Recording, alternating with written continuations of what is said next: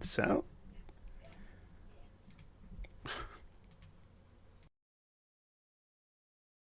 The views and opinions expressed by tonight's guest and topic of discussion do not necessarily represent the official policy or position of Spaced Out Radio, Spaced Out Weekend, Spaced Out Radio Limited, its hosts, syndicated carriers, or anyone associated with this broadcast.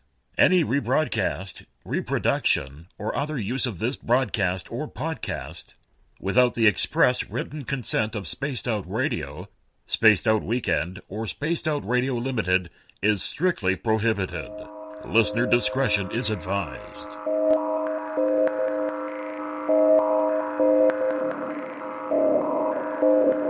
Hi there, this is Dave Scott, and I would like to invite you to listen Monday through Friday right here on Spaced Out Radio. 3 hours a night of the top stories with the top guests, ranging topics from UFOs to ETs, ghosts to Sasquatch, and everything in between. We are live every night, 9 p.m. Pacific, midnight Eastern. So come on in and take a listen at spacedoutradio.com. Spaced Out Radio will take you out of this world.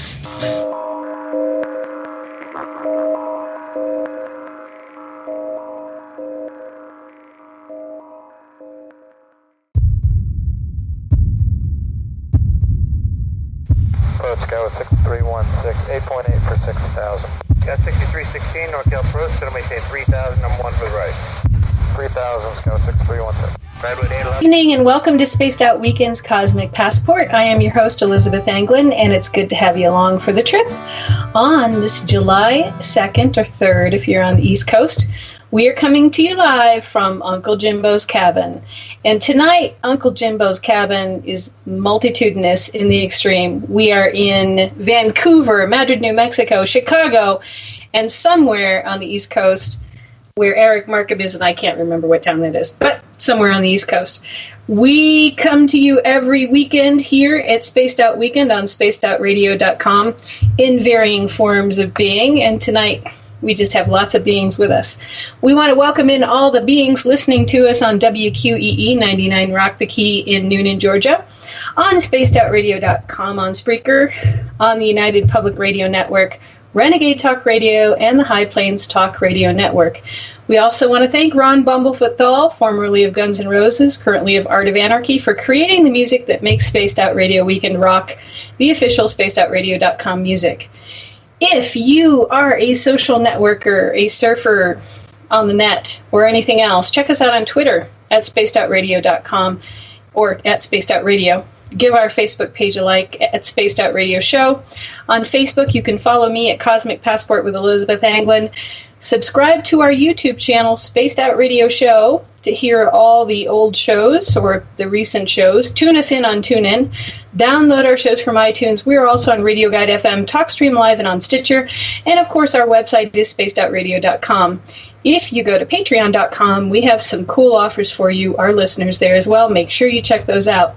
And if you want to take part in the show, you'll have to sign into one of our chat rooms on Spreaker or on the chat room on Facebook at the SOR Space Travelers Club.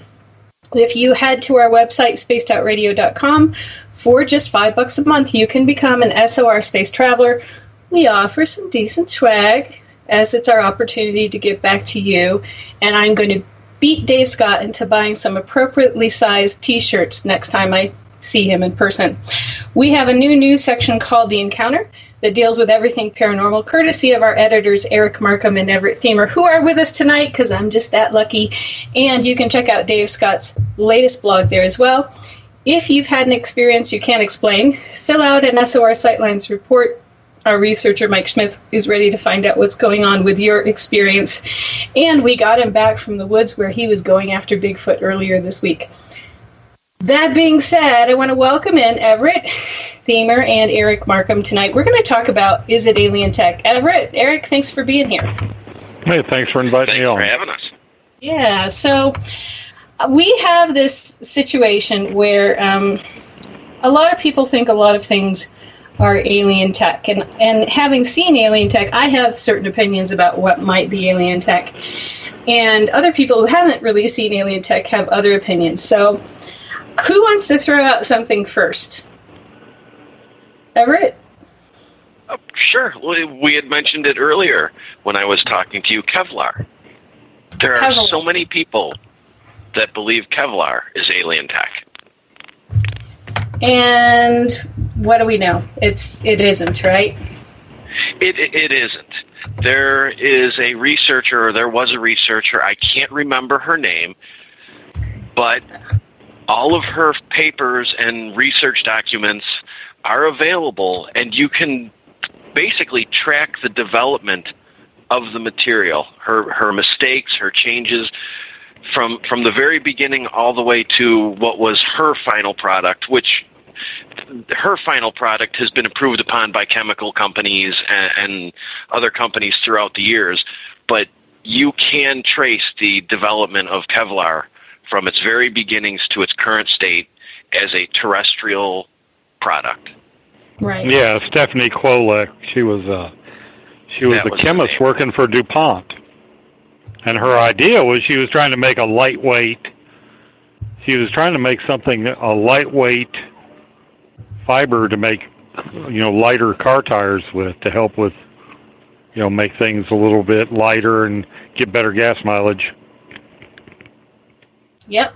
So yeah, she was trying to make polymers of Kevlar is polypyranylene. Oh gosh, Bill Cardwell would have a trip with this. Polypyranylene terephthalamide. Polypyranylene terephthalamide. And it was for the gasoline, the anticipation of a gasoline shortage. This was in 1964. And they were throwing away polymers that they thought were, not important to their process. And when they tested them, they found out that they had a fiber that didn't break, unlike nylon. So they were going to put nylon in tires to make them lighter. They ended up with Kevlar. And they changed it several times to different formulations over the years. So there are actually different kinds of Kevlar. Kevlar K29 for industrial applications, asbestos placement, brake linings. Kevlar K49 used in cable and rope products. Kevlar K100, the colored version, in case you want some hot pink Kevlar. Kevlar K119, hyper elongation, flexible, and more fatigue resistance. And on and on. And it does have a really cool structure. Like, if you looked at this under a microscope, you'd go, ooh, that looks like some intentional structure there. But it is just Kevlar. So, Everett, didn't this come up? Wasn't somebody saying that they thought Kevlar was alien reverse engineered somewhere? I believe it was Philip Corso that first, was it the day after Roswell? I believe he's the first one that had said something about Kevlar being reverse engineered technology. Okay. And other people kind of picked it up and ran with it and said, oh, yeah, it is. Yeah, but, and I can kind of understand that, because when it first came out, it was a mysterious and unusual product that appeared to exhibit some incredible strength that we weren't used to in other products. So I can kind of understand how people would run with that idea, but once you do the basic research, you can find, like you just illustrated, you can find the entire history of the development of it. Right. Yeah. Just, you can hit Wikipedia. You can hit other sites. It's totally on there, and you can find it anywhere. Eric, you were mentioning something the other night on the round table that you noticed that seemed like it could be alien. Do you remember what that was? No, I don't. Okay, you got one for us? Okay. Yeah, I was thinking. Yeah, I've heard that said that Velcro was back engineered from Roswell, but it was a Swiss engineer named Georges de Mestral, and he was looking at how burrs stuck to his pants and his dog, and he thought, I wonder what makes this work. And that's where you ended up with the hook and loop fastener, and it's been branded as Velcro. Yeah, and the thing is, having seen alien tech, I haven't seen anything on any aliens or any ships that I would notice that looked like either Kevlar or Velcro. Although there were some boots which I thought might be anti-gravity boots, which looked a lot like certain ski boots, the way they fastened on, because they were about that heavy and they came about that far up the leg. And I swear, this being that I saw in these boots, I don't know how I knew it. It was a conscious experience. He was floating over me, and he pushed off my bed to float through the window. And as he went over my head, I saw his boots, and I said, "Those are anti-grav boots. I want me some of them." And then I shrieked like crazy, because I was actually shrieking like crazy, but I had a second to think, I want those damn boots. And so, but they weren't Velcro. I'm sure they weren't Velcro. And my thought, and we haven't seen this yet, but my thought is if I could get some anti-grav boots, I would be made in the shade in terms of, I would take these boots everywhere that it's cool to go touring and do them like the segways, only better. Like, you can float around and take pictures of the scenery in your anti-grav boots. But unfortunately, nobody has shared that technology or any boots with me yet. And that would be something that would be obviously alien if we were to come up with it. So if you're out there, just want to let you know that there may be things like anti-grav boots that may be in our future if we were really good, because we could float over cool places. Of course, if you're a peeping Tom, it would suck for the rest of us, because you could peep windows you couldn't previously peep. But that being said, so other than anti-grav boots, I want to bring up brain-to-machine interfaces and brain-to-brain interfaces. Now, Eric, you're the biology guys, if you have more than one self. What do you think? Brain-to-machine or brain-to-brain interface? I have been seeing the attempts and the research on that for they're close to 30 years. I think if that were alien tech, we'd have had a better jump on it. You know what I mean? Yeah. It's just, I really think that it's been a long haul for that technology. Yeah. And we're still not very far. We're not as far along. Well, it's not public knowledge that we're that far along. What's out there for the public is just kind of tinker toys and gadgets. Yeah. Yeah, I mean, and what gets written about. I had a friend who, I can't mention her name, who was dating a professor who was doing some of the first work on brain-to-machine interfaces. And we were talking about it in 2005, 2006, 2007. And something happened with his research, or happened with him. He had a meeting at DARPA, and then he kind of went nuts. But that nobody heard that here, and you don't know the name of, because I didn't mention it. But the person I know is well respected in her field, and she wouldn't tell me something like that if it wasn't really true. So, that was early, and the fear that I have with this sort of thing is that if you can do sort of a Wi-Fi brain interface, or have something reading brain signals, how long is it until you can start to influence the brain directly through Wi-Fi? But the cool thing is that there are brain-to-brain interfaces, which could also lead to mind control, I suppose, at some point, that they have started to use between animals and people, and animals and animals, and people and people. And it's right at the beginning. It's only in the last 3 or 4 years. In one case, researchers wired monkeys' brains together to make a super brain. And in other cases, they had somebody across campus at the University of Washington send a human send a signal to another human across campus. So, this is something that's very alien in terms of what it may become. but I don't think that aliens had anything to do, like Eric, in the development of it. Eric, what do you think?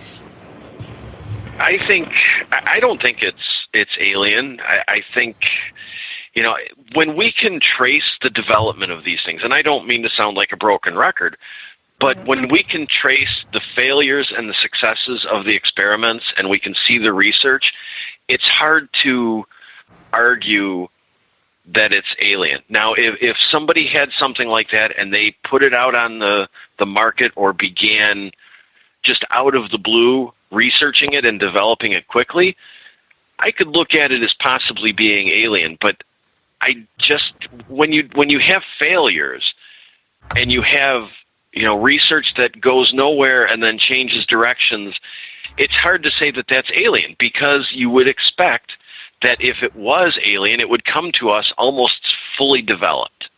And we would really just have to figure out a way to maybe play with it a little bit, and then how to introduce it either into the military industrial market or in the consumer market. Yeah. And so far, I mean, it's we do have science that sort of starts somewhere with brain to brain and brain to machine, just like we have for Kevlar. We have already had the science that started somewhere. It has an origin story. And the origin story isn't alien. But, it gets into the ethical considerations. People don't like the idea that somebody might be able to read their mind. I know that because walking around a small town until I got on the radio in our small town and said, look, I'm not reading you when I'm walking down the street. I would kill myself by next Tuesday if I tried to do that. People started looking at me and saying hi. Before that, they'd turn away. It would be like, oh, really? I'm not reading you. I'm just going for coffee. But if you had machines that could do it, and if you had, for example, the Big Brother that could do it, then we get into another ethical consideration. And this is where I think also a lot of abductees get a little weirded out at the beginning of their process, and maybe Cooper could tell us more. But if you think you have implants that are, monitoring what you're thinking or monitoring what you're doing, it can be very scary to be in your own mind.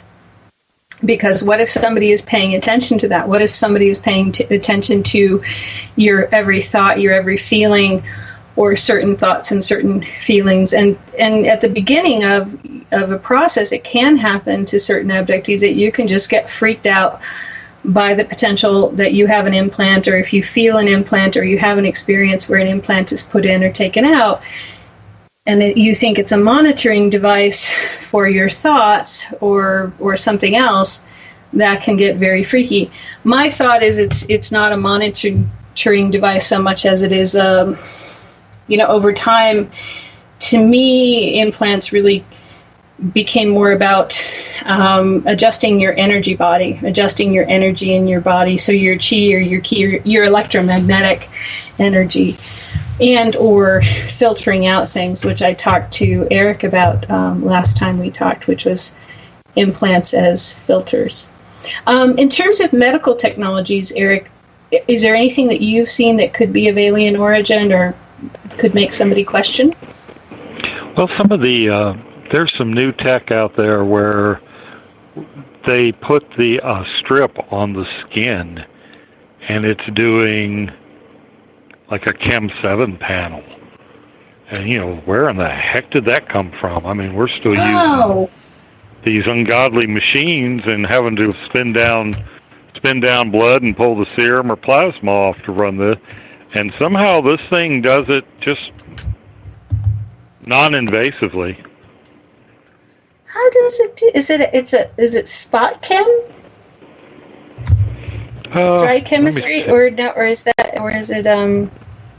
Well, I mean, even things. How are they getting the glucose? These things are not external to the skin, and somehow this device is doing that. Let me see if I can find something. Is that kind of like the glucose monitor that they were going to use, or that was developed, and it measured the glucose level in tears? No, this thing is actually they just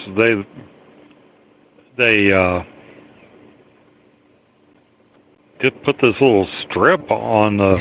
Oh, wait. Now I only heard it on. I've never seen. Yeah, instead of an analyzer, it's just a. Yeah, but you just this little thing they lay on the.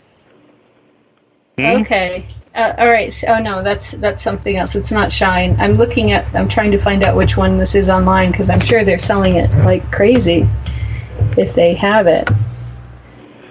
Yeah, so. I heard it on the radio, NPR, heading into work one time. But I've never, other than that one time, I've never really found a referee journal or any other citation of it other than that one radio program. Yeah, because, okay, so they've got something that measures glucose and they've got a cardio check analyzer, but that's a unit. Yeah, somehow this strip, which was about like one of the like a paper bracelet or something, was apparently giving them like glucose level, sodium, potassium, your basic chemistry panel. Okay, what we used to call a Chem 7. Right. Now it's called a basic metabolic panel, just, electrolytes, glucose. So Craig has a 7-panel multi-drug test card, but that's for drugs. Right. And some of those will actually come out in your sweat, but I mean, you're not going to get an accurate sodium or chloride from sweat because it's concentrated. Now, I don't know if this thing somehow compensated for that, and I don't see how you really could because it's, the internal metabolic processes would make it, I would just think there'd be too many variables. Yeah. Well, Craig has a lot of different products, but I don't see what you're talking about on there. They have different tests. Like I said, I just heard it that one time on NPR. They were using it in countries where setting up a lab was not practical. Because, people don't realize it, but even a desktop analyzer like a Piccolo, you have to do a lot of what we call validating. You've got to run a bunch of specimens. You've got to run a bunch of QC. I mean, you just don't plop this thing down on a countertop and start running specimens, and reporting to somebody or reporting somebody's chemistries. It's kind of a drawn-out process. We're fixing to have to do it when we move to our new laboratory. We're taking a couple of the machines with us, and it's gonna have to be like they've never run before. We've got to start like they were just dropped off on the loading dock, and we got to go through the whole validation process again. So this product was apparently a non-invasive way of doing, quick stat chemistries on people, say maybe in a, I'm thinking it was something to do with one of those outbreaks. A couple, 3 years ago, we had that horrible outbreak. Well, it was in Rwanda or Uganda. There was a horrible Ebola outbreak. And they were trying to keep everybody. Yeah, that would make sense. Is it possible that you heard about it because maybe in response to the outbreaks, they were kind of pushing it into practical testing, but then as it was used, maybe they found that it wasn't as accurate or reliable as they had initially thought or hoped, and then it just that might have been it. That might have been it. Yeah, because they were using it in Darfur. They were using it somewhere where things are so primitive, you're one step above the Stone Age if you have a pocket lighter. It was some kind of really nasty situation they were in that they were testing this thing out. So that very could have been, that very well could have been what happened. They got it out there, and I remember thinking, well, there goes my damn job. It's like that. Not yet. No, I think I'll make it to retirement before they replace medtechs. They still haven't got an automated way of doing hematology and looking at the cells on a slide that beats a human. What? Oh, well, we have to. Right. We run blood through an analyzer, and it counts. It counts how many white cells, red cells, these parameters. But to this day, they still have parameters in which the machine says, I don't know what that is. So we have to actually do a slide and look at it and make a human has to look at it and judge it. Crazy. So, what do you guys know about the optic stuff? Because I would think that the optic stuff, and Everett, you said something about some of the solid state stuff that has an iffy background. What were you thinking? Well, if you look at the research on transistors and solid state electronics, I'm not going to say it's alien, but because once it began, so many people and so many companies were working on different aspects of the projects, all trying to develop their own format, that not all of the research is compiled or available. So there are gaps in individual companies' research where maybe they borrowed from another company, and by borrowed I mean corporate espionage or something like that, where there are these jumps. But in something like those, it's hard to attribute that to alien technology because, again, it didn't happen overnight. There were a lot of different people and companies working on these things, and it was one of those products that initially, as soon as it was developed, it went both into the military and consumer markets and changed, virtually every product we own. Mm-hmm. So, Eric, you probably have a more adequate grasp of the history of that, working with the technology you do. Well, plus, when I was in the Navy, we still had equipment that had vacuum tubes. So we had to learn vacuum tube technology before we moved into solid state. And in that context, you can see where the transistor came from. Because you had a grid, you had a collector and an emitter on a vacuum tube, and they figured out how to do the same thing on a transistor. You have a base, an emitter, a collector, and it's all on what functions as a grid.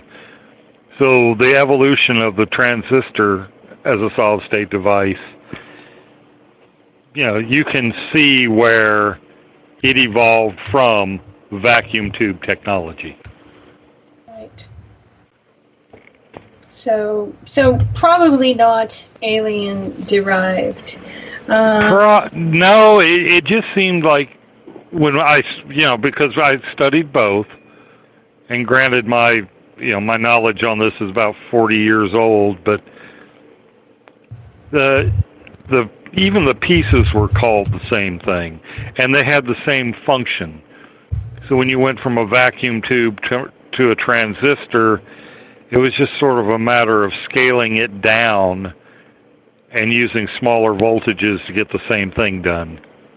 Mm-hmm. But you could see that it was a natural evolution from one to the other. Right. Okay, so in that case, well, in terms of, it's kind of a jump, but quantum computers. Any thoughts on quantum computers? And where we're going with that? Well, they are amazing in that, but here again, we haven't really got one that can do the work yet. I wrote a piece for the Spacewire back about a year ago about the first quantum computer, and it was still, failing its initial test. They were gaining on, there was a threshold that they were working toward, and it was failing, but it was coming to that. It was approaching it. And it just seems to me, here again, if it was alien tech, we'd have a better, even if we were back engineering, it seems like we'd have more of a foothold on the technology. We wouldn't be starting so far down the curve. Right.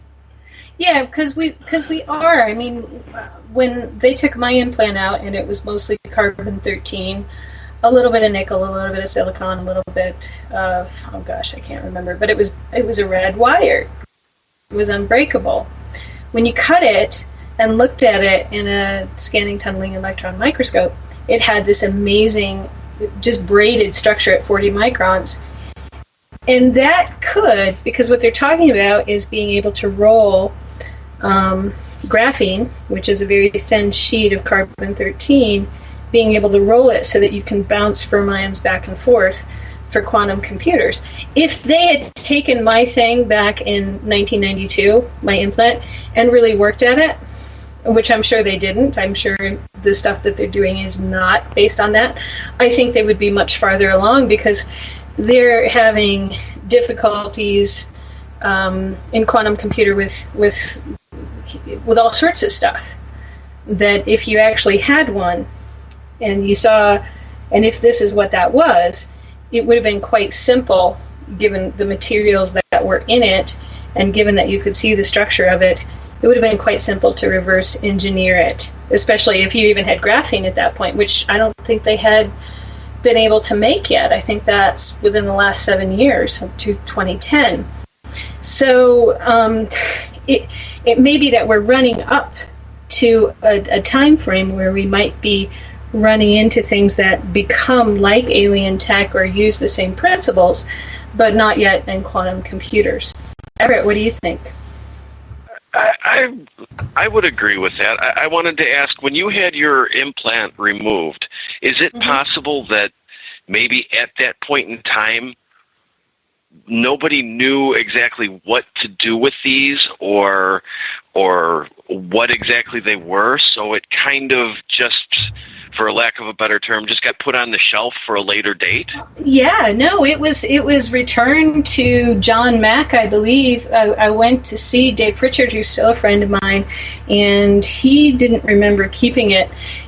And he's an incredibly honest physicist at MIT, and a really good friend. He and Andy Pritchard put on the conference at MIT, and if he had, remembered what he had done with it, and I'm sure it would have been in a file somewhere, because nobody really knew what it was. He didn't know what it was. It was interesting in that it was carbon-13. Graphene hadn't even come on the scene yet. I mean, that's a 2000s that graphene really started to come on the scene, and 2010, I think, when they figured out how that they really could manufacture it. So this was 1991. And yeah, absolutely. I think that I put that on a little card, and I taped it on a card. It actually came out on its own, but it was in such a way. I had an experience that I was regressed for the night before, and it came out on its own in a big clump of goo. Sorry, too much information. But I knew it was there because I remembered when I woke up the part of the experience and the pain that I had in my head and what was going on with my head, and this like golf ball sized clump of goo with a red thing in it was weird. I mean, it's like something that never happened before, never happened after. So I put it on a little card, taped it on the card, gave it to John. But again, it's in a file somewhere, and I'm sure nobody's looked at it. But and that gets into, again, that whole thing about, last week I talked about the Italian doctor, Malaga, really listening to what abductees say, just in terms of science, just in terms of cosmology, just in terms of what's possible. And just taking down the information and not judging it under a lens of, well, I'm about a half a step from throwing that in the wastebasket. But nobody's done that. My point is, I don't think anybody's really done that so far in anything that I've seen. But, which is sad. My wife had something removed from her leg, from her calf. Mm-hmm. And it started with the pain in the calf, and she had an MRI, and there was something in there, so she went to a general surgeon and had it removed. All she knows is it was metallic.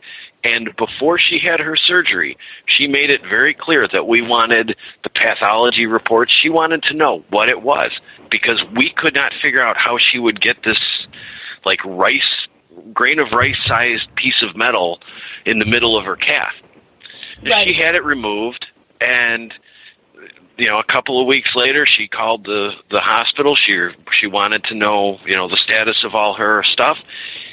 All of her reports regarding that surgery had disappeared. They lost the reports.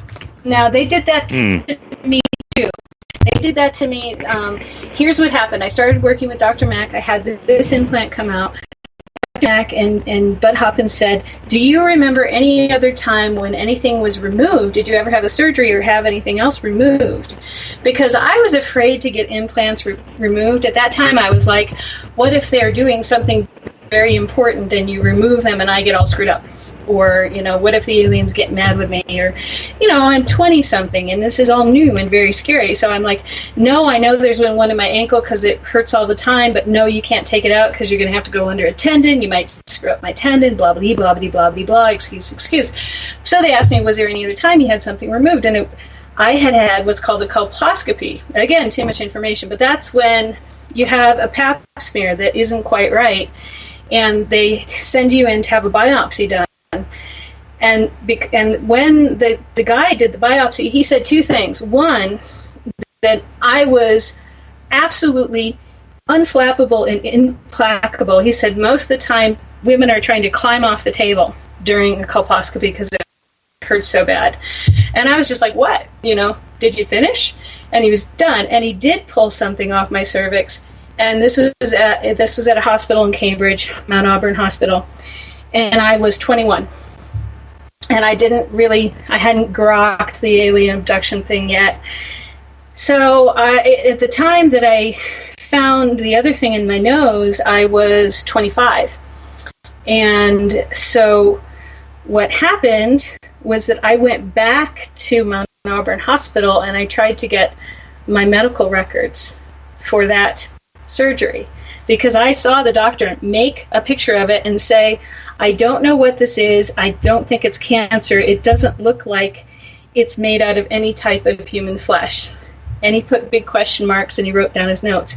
And I said, okay, I can go get that. I remember what he put down. And then he talked to me about it. And he said, but he questioned me. He said, how come that wasn't painful to you? And I was like, I have no idea why that wasn't painful to me. It just wasn't. So I went back to Mount Auburn. They said, we'll have someone look for it. And then they sent me a letter saying that the files were lost. And then, not only that, the Ringe Avenue clinic that I went to for the pap smear, and this was years later, I was at a new address that I had just moved to, and I had been through like 5 addresses in 5 years. The Ringe Avenue Center sent me a letter saying that their original pap smear had been wrong, that they had made a mistake at the lab. Tell me that doesn't smack of somebody trying to go way too far to cover something up. Because it's now 5 years later, and they found me, and I'm, what the heck is that? So, yeah, that's very scary. That there is some group out there going around looking for implants and looking through medical files, or, what do you think? My labs, rehabs, what? Who does that? I don't know, but could this be a case of could this be a case of aliens putting these there to have them found to slowly teach our researchers how to interface with the body. How to interface electronics or computers or other technology with the body. Kind of just give us these little clues in different people and allow our researchers to put it together. I mean, they could, but it seems like, unless it's a DARPA or some kind of government or organization, I don't know that it's transferring to academic research, because that has a very clear set of, first somebody did this, and then somebody did that, and somebody did that, and then somebody built off of that, and on and on and on. You can go back through the journals, and you can go back through the research projects, and usually there aren't gaps, like you said. But it would, I would hope so, but if people aren't listening to abductees, or people aren't getting these to the right people, where are they going? And is anything being done, or is everything just being squelched? Like, no, don't look there. No, don't look there. In my case, it very well could have been because the aliens knew that I was working with Dr. Mack, and it seemed like a setup from the beginning, like they were feeding him things, and this was one more thing that they wanted to feed him. But I don't know. I wonder, because now I was not in the room when my wife had the surgery, but she was only under a local anesthetic. And when the material was taken out of her leg, she says, and I have no reason not to believe her, it was separated from the rest of the medical waste, put into an envelope, and not put with the medical biological waste in the garbage. It was separated and taken away. It should have been. It should have been. It should have been put in a. Shouldn't have been put in an envelope. It should have been dropped in formalin. So they didn't drop it in like a formalin preservative and dropped it in an envelope. Makes me think that they knew what they were digging out before they dug it out, or were tipped off. Yeah. Well, the guy should have gone into a pathology sample tube. See, my first thought was never that it was an alien implant, but when you put all the little pieces together, it kind of leads to that, or in a direction like that, because any one of these aspects you can expect. That there's no giant red flag. But when all of them happen, even to the point where, the billing for the insurance, it just lists it as a general surgery. It doesn't list it, there's no specifics. None of her records have any specifics about this surgery, just that she was there, she had a surgery, and it was paid for. There's no reports left. There's nothing there. Yeah. Well, okay, so have you ever heard of Ronnie Kildy? Ronnie Lena Luukkonen Kildy? The Finnish Assistant Surgeon General for some time, who had a whole theory of government implantation of people. Do you know about her? Anybody? I haven't heard of that. The name sounds familiar. Well, she died.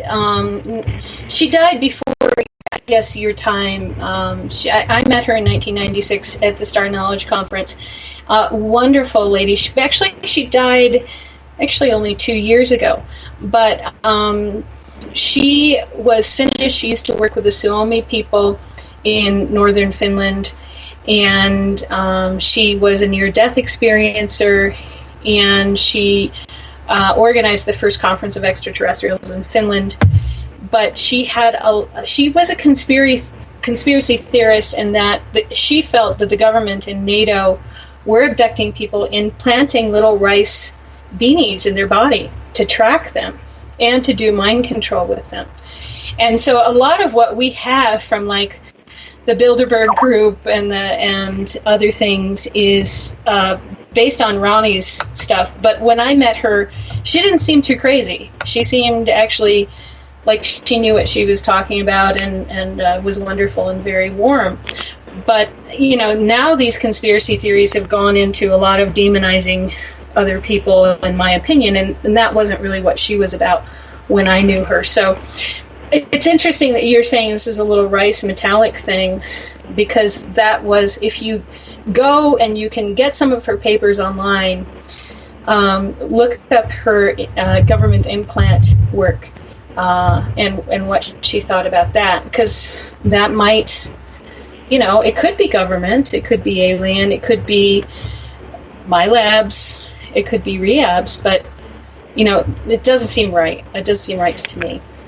I do remember her now. When you started talking about who she worked with and everything, I was doing research for something else, and I ran across her. There's actually some YouTube video of her talking about this. Yeah, she got more and more. When I met her, she wasn't.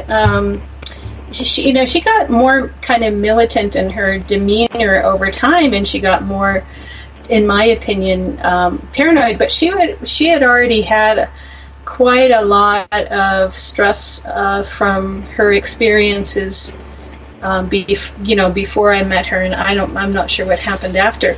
But the things that she writes about sound a lot like your wife's little implant or whatever was in her leg. So I checked there. But well, I found out I have an implant. Do you? Yes. Damn thing got aggravated and popped up near the surface of my skin the other day. It's in my right forearm, and it's about 3/4 of an inch long. Ooh. And it came up. It was burning. It was about almost like paperclip wire, about that diameter, under the skin. And I couldn't. I was going to dig whatever it was out, and I couldn't. But I could feel it. It was hard, and it was like metallic. But it seemed like the more I tried to dig at it, the deeper it went. So I was like, well, I'm not gonna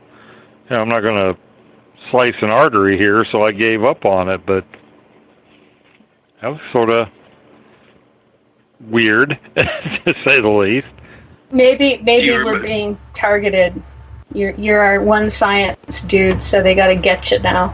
Good luck. Do you remember any event, like an abduction event or anything, where it could have been implanted? I don't know. Coop and I did a show back when, it probably would have been last January, where he ticked off the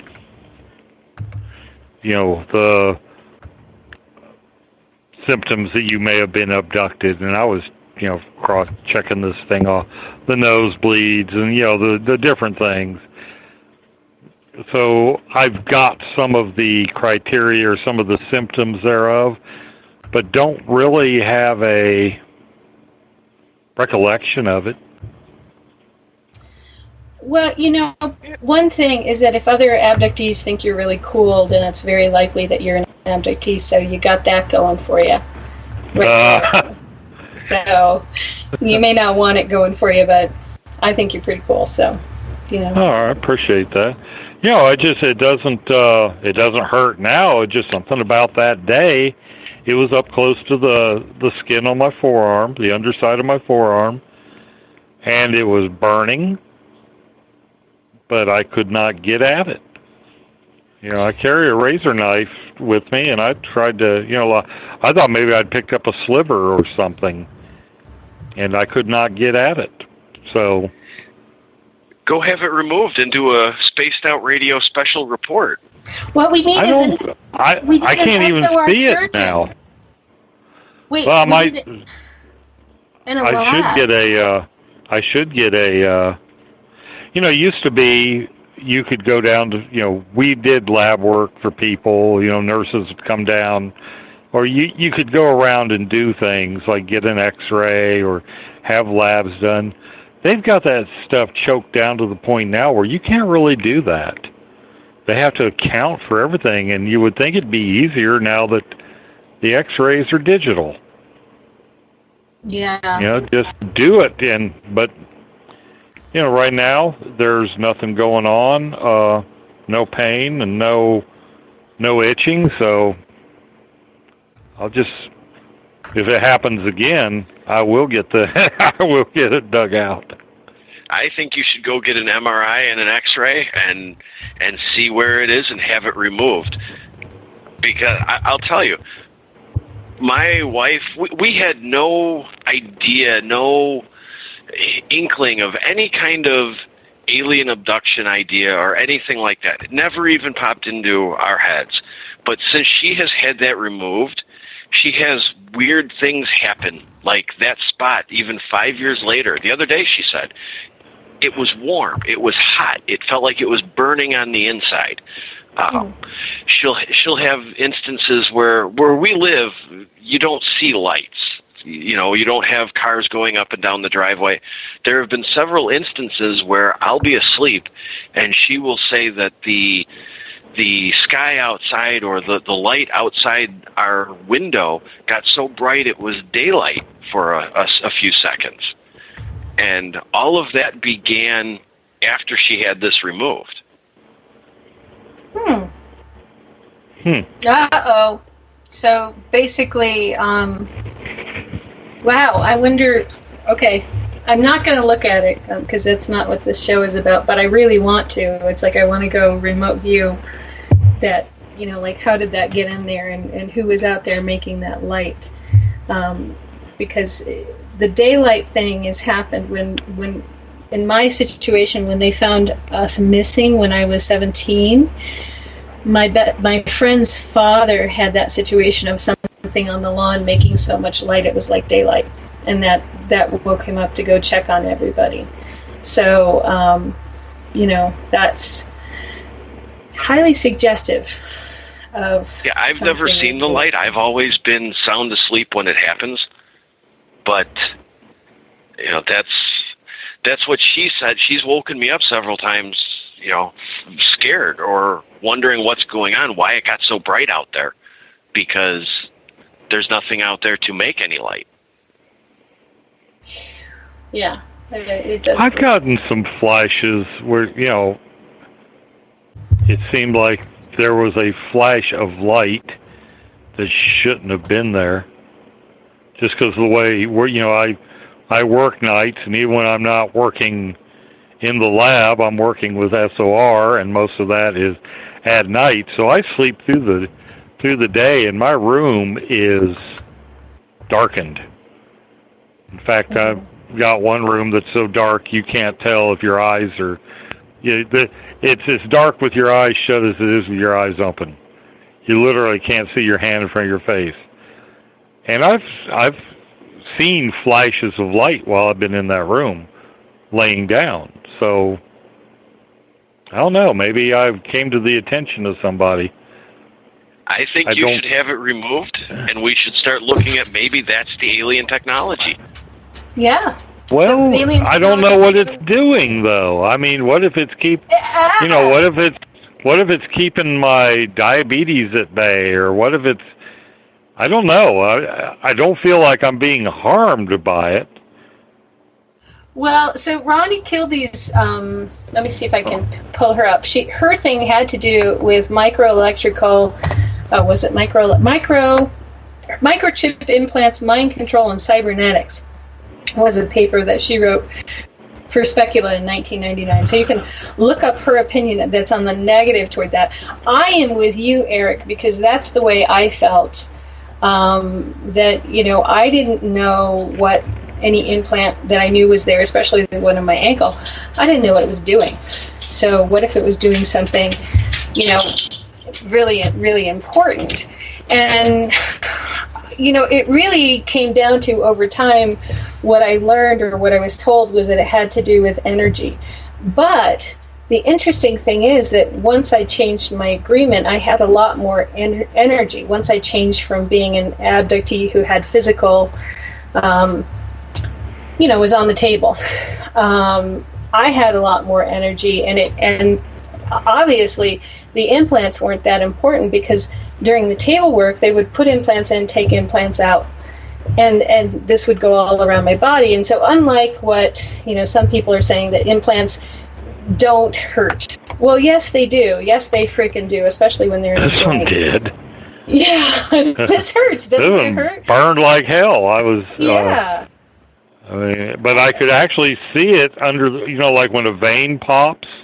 Mm-hmm. At first, I thought it was that, and then as I'm scratching, it's like, wait a minute, no, that's something hard. Yeah. And just kept messing with it, and it kept itching, and I kept messing with it, and then it got to where it burned, and that's when I decided to whip out my knife and cut it out, and I couldn't get it. Hey, Eric, why don't you come over to my house for a minute? I have some chloroform I'd like you to smell. All right. Oh, I think I'll pass on that. No on radio surgery tonight. We're running down to the end of our time. Eric and Everett, thank you for coming on Cosmic Passport with me is on tonight's show. And next week we'll be back, or I'll be back, with another interesting musing or something on Cosmic Passport. Until then, enjoy the shift. Stay on for James and the shift people, Skeeter. And I love you all and have a wonderful week. Thanks, guys. Really appreciate you being here tonight. Thanks for having me. Thanks for having me on. I will say this, if I ever decide to get it removed, I will have it filmed. Hi there, this is Dave Scott, and I would like to invite you to listen Monday through Friday right here on Spaced Out Radio. 3 hours a night of the top stories with the top guests, ranging topics from UFOs to ETs, ghosts to Sasquatch, and everything in between. We are live every night, 9 p.m. Pacific, midnight Eastern. So come on in and take a listen at spacedoutradio.com. Spaced Out Radio will take you out of this world. Hi there, this is your psychic medium Joanna, and I would love it if you would join us every other Sunday on Spaced Out Weekend. With host James Tyson, we'll bring you personal psychic messages on two mediums and a large. Questions about love, life, career changes. We would love it if you would come and join us live. Call in and listen in for the experience. Allow us to open the doors to your other side. Two mediums and a large, heard only on Spaced Out Weekend at spacedoutradio.com. Looking for news beyond the mainstream news? Head to spacedoutradio.com and check out the SOR Spacewire. This is Spaced Out Radio's Eric Marcum, news director for the SOR Spacewire. Daily, I will bring you intriguing stories and outlandish reports from what's going on around the world. UFO sightings, paranormal activity, conspiracies, alternative health, and so much more. And if you have news, email me at news@spacedoutradio.com. It's paranormal news at its finest. Welcome to The Encounter. At spacedoutradio.com, The Encounter online is SOR's trusted news source for everything weird and strange going on around the world. This is news editor Eric Marcum. Our team of journalists are scouring the planet for those strange stories that rarely make the mainstream. No fear-mongering or fake news here. Head over to spacedoutradio.com and encounter The Encounter. Attention Spaced Out Radio listeners, for only $5 a month you can join Spaced Out Radio Space Travelers. Your membership at spacedoutradio.com will give you access to private fan area on the website, get you a monthly newsletter, draws for monthly swag, and a whole lot more. Sign up today to become a part of the Spaced Out Radio experience. The third Monday of every month, Spaced Out Radio is going to bring you a different look at everything paranormal. Welcome to The Reporters. Jim Mallard, Vanessa Hogel, Denise Garcia, and Christina George join me, Dave Scott, for a look at the weird and strange from the other side of the microphone. We'll break down ghosts, UFOs, cryptids, and the people investigating them. The paranormal media has never been heard like this. Come listen to The Reporters. For over 40 years, the Purple Energy Plates have been delivering amazing results for their many customers. Inspired by the great genius Nikola Tesla, the harmony, healing, and energetic effects of the plates have proven over and over to be beneficial and often miraculous to thousands of customers. With their money-back guarantee and the many benefits, how can you afford not to get one? Check their site for daily specials and choose from their many energy products. You won't be sorry. Visit them today at purpleplates.com for mind, body, and spirit, and Expect a miracle. Patrolling the Pacific Northwest, we are always on the lookout for the strange and unassuming stories that real people are experiencing. Hi, I'm Vincent Zunza from Pacific North Weird. Me and Alexandra Sullivan have teamed to bring to you those odd stories that never seem to make it into the mainstream. Stories so weird that will leave you scratching your head wondering, is this real? It's as real as it gets with Pacific North Weird. You can watch our videos right here at spacedoutradio.com.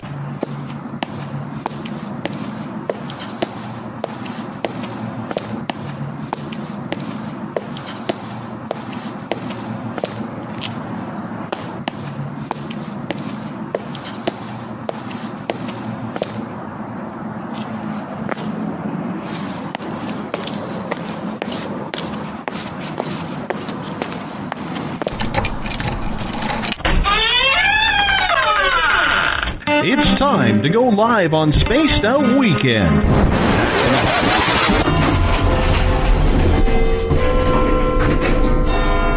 13, please.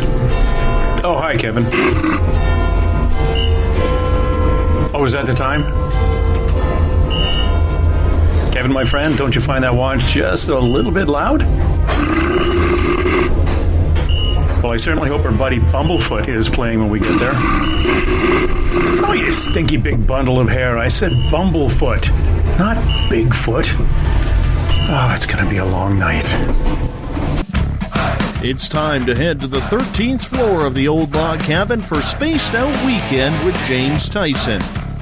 You can tweet James at James Tyson SOR. You can find him on Instagram, Spaced Out Weekend, as well as on Facebook. On YouTube, our channel is Spaced Out Radio Show, and you can check out our website, spacedoutradio.com.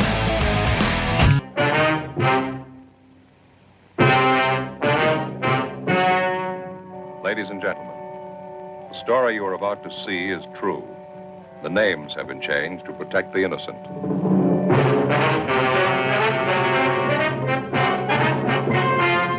And now, perched high in his captain's chair, way above the clouds, here's James Tyson. Hello, everybody, and welcome to Spaced Out Weekend. It's day 2, and for those of you who were hanging on to the last part of Spaced Out Weekend yesterday with our interviews with Bruce Tango and Tim Shaw from the Gettysburg Paranormal Conference, it's going to be reloaded. It actually was broadcasting, and it actually did record within the great Spreaker platform, and I'm just going to have to hit send here after the show and get it back out there. If you want to hear the full interview with Bruce Tango, it's going to be on iTunes, YouTube, and it's probably half a dozen other places, Tumblr and a few other places, and it'll be up and running, so you can always come back and listen to that. But it is I, still broadcasting from the 13th floor of my little on the little log cabin, here on the lovely, lovely, dark paranormal portals of the lower left Canadian coast here in Cascadia, where it was a beautiful day, out with my daughter on my motorcycle, burnt to a crisp, and not responsible for the large forest fire beside the lake that we were driving around today. But I should have posted the pictures. Everything was Sasquatch this, Sasquatch that. It was like, Sasquatch, 3 miles. What?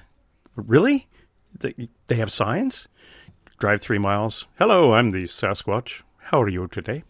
But wonderful, wonderful day here in the Pacific Northwest. I hope you had a similar experience on your Sunday. It is Canada's 150th birthday party still going on. Last night I was listening to this 80s rock band called Trooper through the walls of my little log cabin. It was rather irritating. Just thinking about hair that I no longer have. We would like to thank everybody who is tuning in at WQEE 99 Rock the Key in Noonan, Georgia. Those on spacedoutradio.com, on Spreaker and the United Public Radio Network, Renegade Talk Radio, and the High Plains Talk Radio Network. All those people bouncing around all over the place. TalkStream Live on Stitcher. Those on iTunes and Radio Guide FM. And for you, Kevin, who is listening to us from a mountaintop with a small crystal set.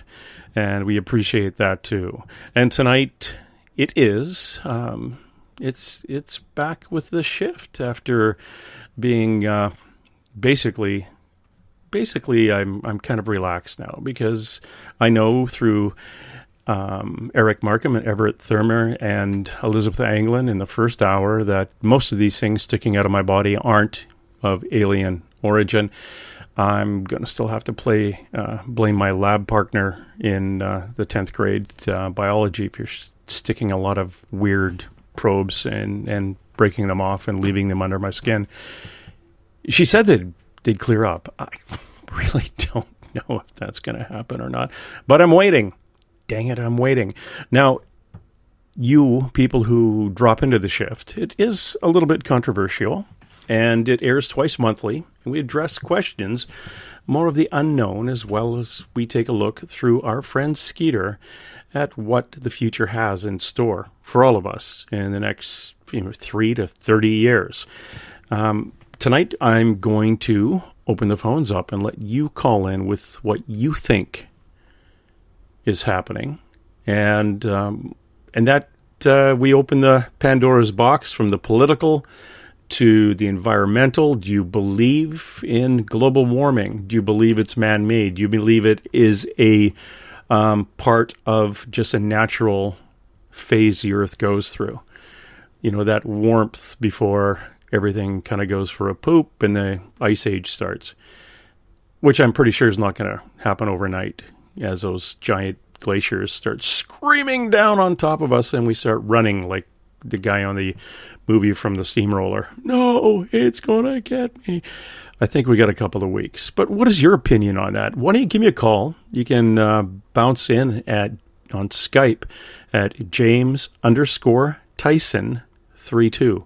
James_Tyson32, or if you've got it in your speed dial, 575-694-6634. I'm going to say that again for those of you who are on the East Coast, half asleep, at work, plugging away on a computer. Grab your golf pencil and write this down. 575-694-6634. Now, Skeeter, as you all well know, has been into the paranormal since she saw her first ghost about 2 years old, and she described it as being a dark-haired nurse in a 50s era uniform.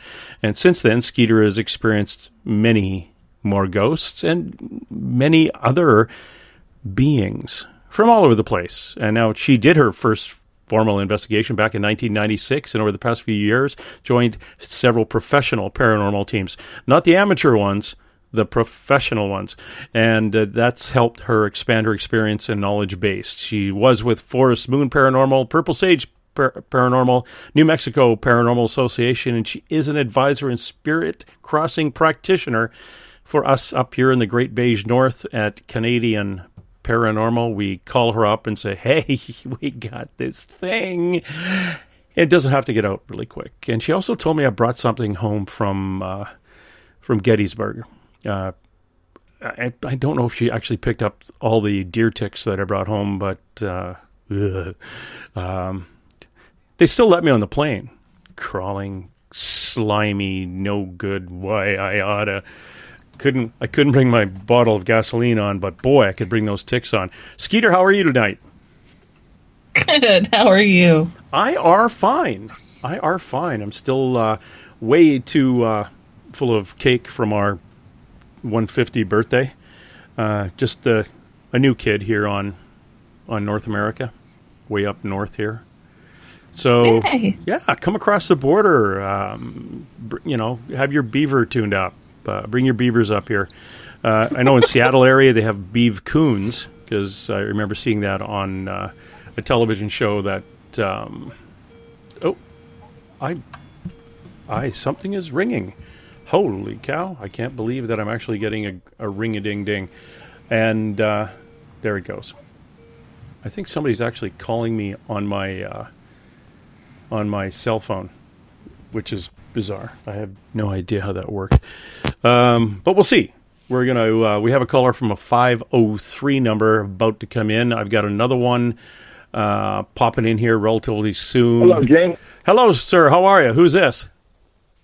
Well, this is Johnny from Portland. Hey, how are you? All right. I had a question. Sure. For Skeeter.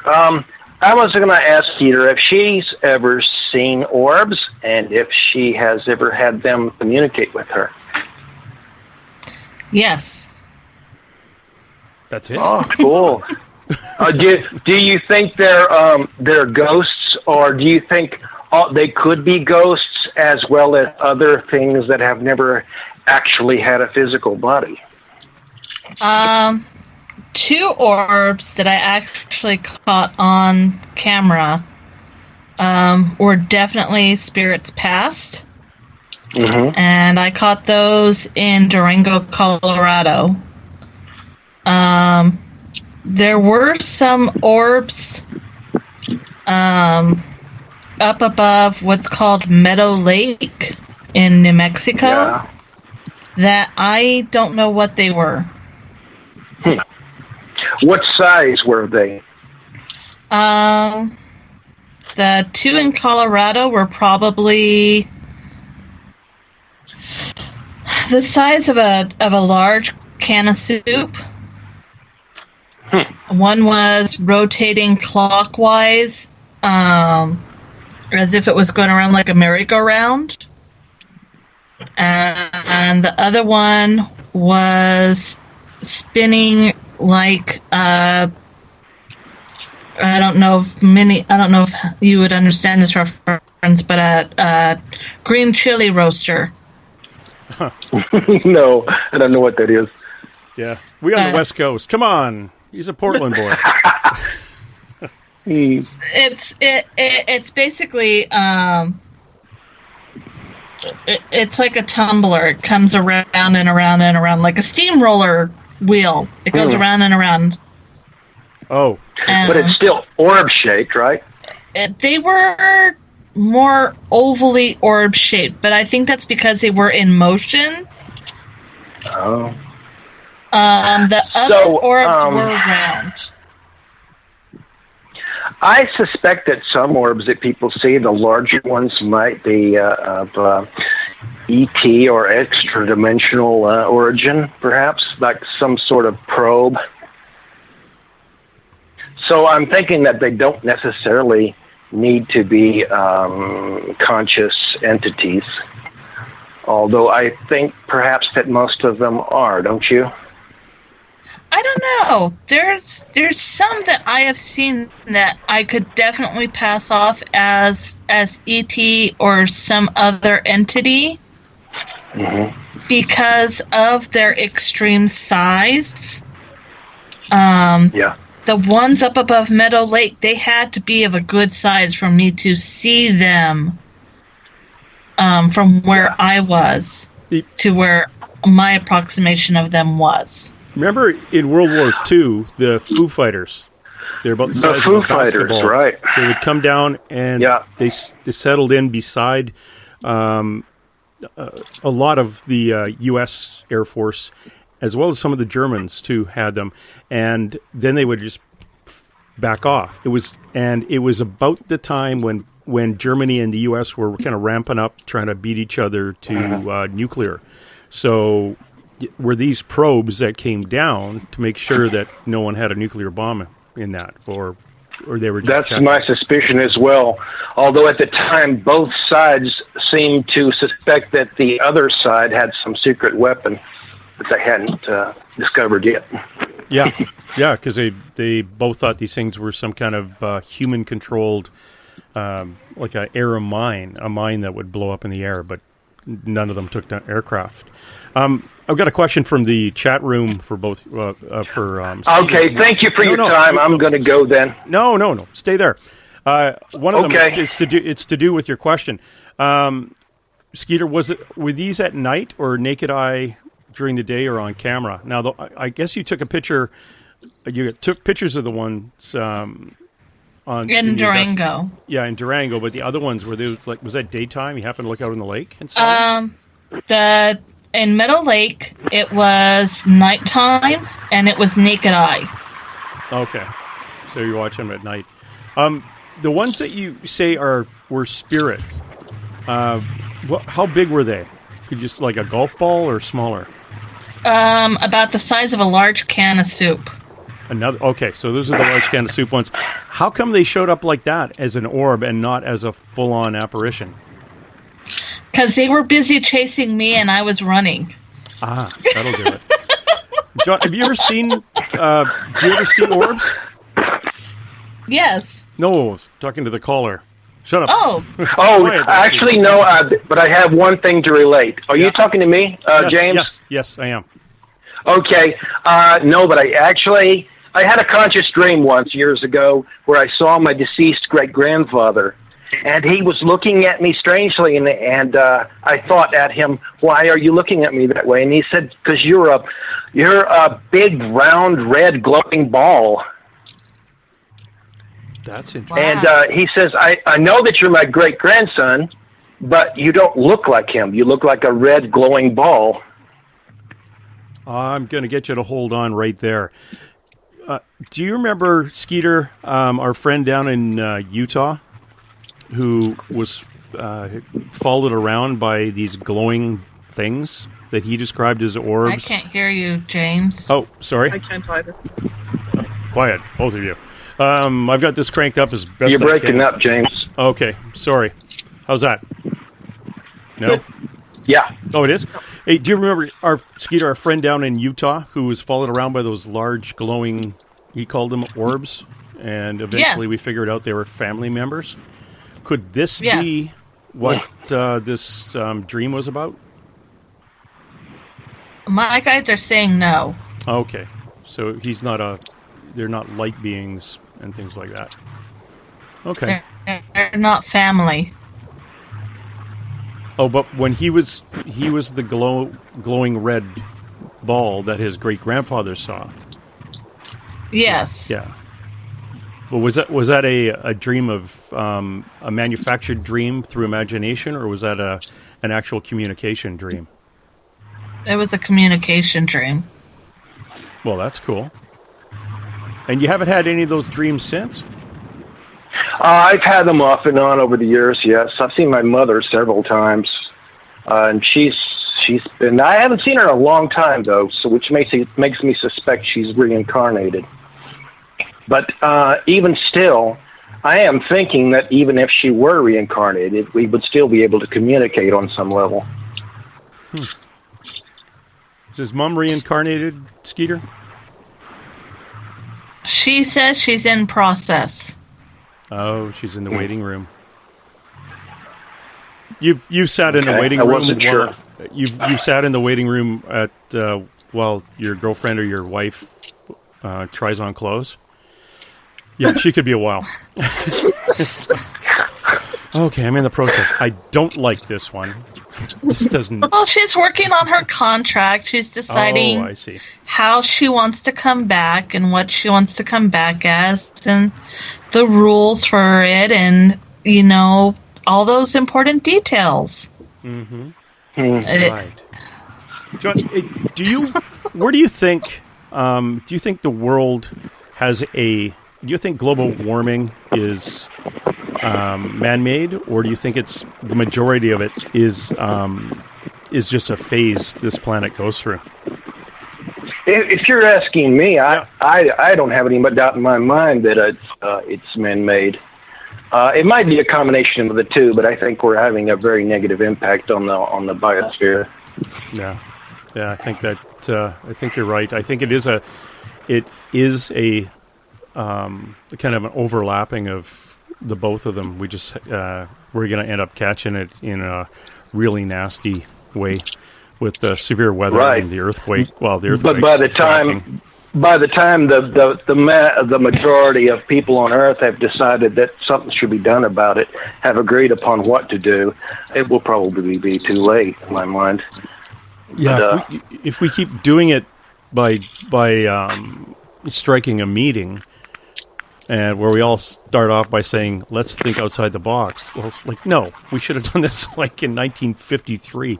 But exactly. Yeah, it's, the meetings take more time than the actual get out and do it. And I think we're going to have to get to a point where we're all just going to have to rise up and bang our heads against the government and say, like, we can't wait for you to make up our minds for us, and do a little bit of our own. Grow a plant, get some oxygen in the house. Everyone take a little bit, and we'll get going. And right on. Going. Well, thanks for calling. But on the other hand, you got the shift you're talking about. You've been talking about, right? Yeah. Yep. And that's a shift into a new consciousness, shift into a new dimension altogether, right? Pretty much. It's going to be a shift into either start living with the earth and stop living off of it. And if that doesn't happen, there's a number of things that's going to try to get our attention. All of them aren't good. And all right. It's going to push us to the point where either we're all going to have to, well, this is my opinion based on conversations with Skeeter and through her channeling, but if we don't, I think it's like, as my grandmother would say, either shit or get off the pot. It's something that you get on with it. You'd have to know my grandmother. You're right. Yeah. But thank you. Yeah. Thanks, Skeeter. Thanks, James. You betcha. Good night to you. Bye. Bye. May I ask a question? You sure can, Ava. Go ahead. Ava was one of the other callers. Come on in. Thank you. I'm in. I think. Can you hear me? Yep. I can see you. Oh, I better put my little block on my camera. I was thinking a lot about this today, and I have been keeping in mind the concept that the world is evolving, is shifting. We're having an age of Aquarius, so to speak, perhaps. And part of that, I think, is reflecting in the politics. But what came to mind today, and I'm hearing this more and more inside me, and I kind of wanted Skeeter's sort of thought on this. Is it possible Trump is possessed? Honestly, I wish it was that easy. Yeah, okay. To be real honest, well, for some of us, it would at least make sense. Oh, I see what you're saying. But okay. To be real honest, yeah. Trump is Trump. He is who he is. And we really need him to be who and what he is in order for people to resist, to come together. Yeah, some more coming together. You can come together in resistance, though, right? Some people are coming together in resistance. Some people are actually coming together. This is something that I was talking to James about earlier today through our text, is that we've been so busy dividing ourselves up and giving each other labels and doing this and doing that. And now here we have Trump. And love him or leave him. I don't really care one way or the other.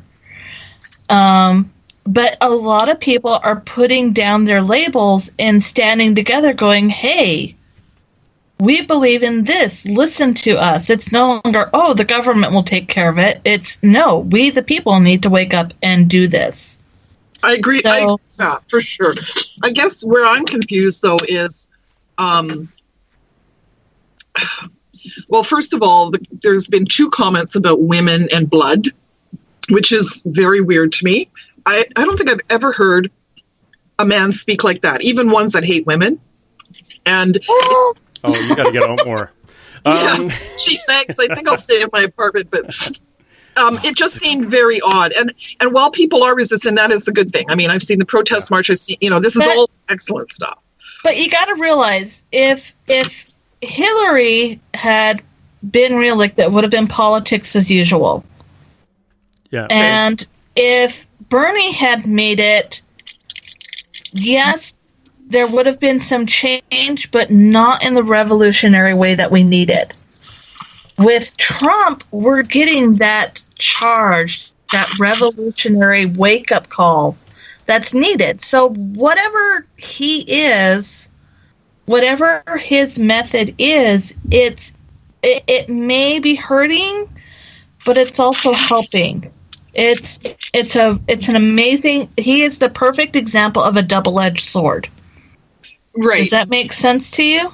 That does. I guess my question, though, is, I mean, it makes, maybe I'm wrong, but it's sounding a lot to me that you just think he's a person, and I'm not sure he really is. I think he's a vehicle, definitely, for change. Well, we're all vehicles, and some of us are more. Think of it this way: the universe said, "I need something to catch people's attention." Yeah. True. And humans, especially here in the United States, have been joking for a very long time that we need to run the presidential election like a reality show, because at least people would pay attention then.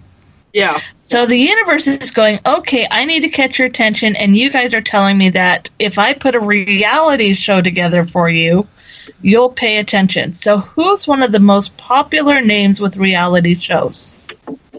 It wasn't with me, it wasn't him, but I see what you're saying. Yeah. Yeah. We've talked about this before. He is in the place at the time in history he's supposed to be. He has to be where he is. It's kind of like General Patton. He was at the place in history where he was supposed to be with the army he was supposed to have. And he was the one who said, while we're here with the army in Europe and Russia being a bit of a jerk, let's keep going. And all these Germans right here really don't like the Russians. So we've got an army. In fact, we've got two. We can push these guys right across out of Europe and back into the Soviet Union. And within a month, he was dead. And it was an accident, but it wasn't the time for. There was that Russian push into Europe was supposed to happen, because that was leading to where we are now. But Trump is where he's supposed to be in history, in the position he's supposed to be in history. And it is coming. We are focused. We North Americans are focused on what's going on in the USA. But look what happened in Norway. Look what happened in look what happened in the Netherlands. Look what happened in France with the Nazi party basically started coming back, and everyone kind of hoo-hawed like, yeah, they're not going to get much. Well, they didn't win, but they got a crap load of people voting for them. The one party that's another one that's off in the woods in Australia, a populist party. We're not going to worry about them. Well, all of a sudden they came out of the woodwork. And Turkey, they voted in a dictator. All around the world, we're getting people set up into places to place us as a human race on the thin edge of a razor blade, where we could either fall left or fall right, which is, pardon the pun, we could fall off. Either way is going to be bad. And it's our decision. It's going to be our decision to change that, to get off that bloody razor blade and move on. And it's the earth itself, in my opinion. The earth itself is pushing, and we've been set up. This is the beginning of what's coming, and politicians around the world are being placed in those locations. There's a very good documentary about tectonic plates in Africa at the headwaters of the Nile. The Nile only exists because of a tectonic plate move.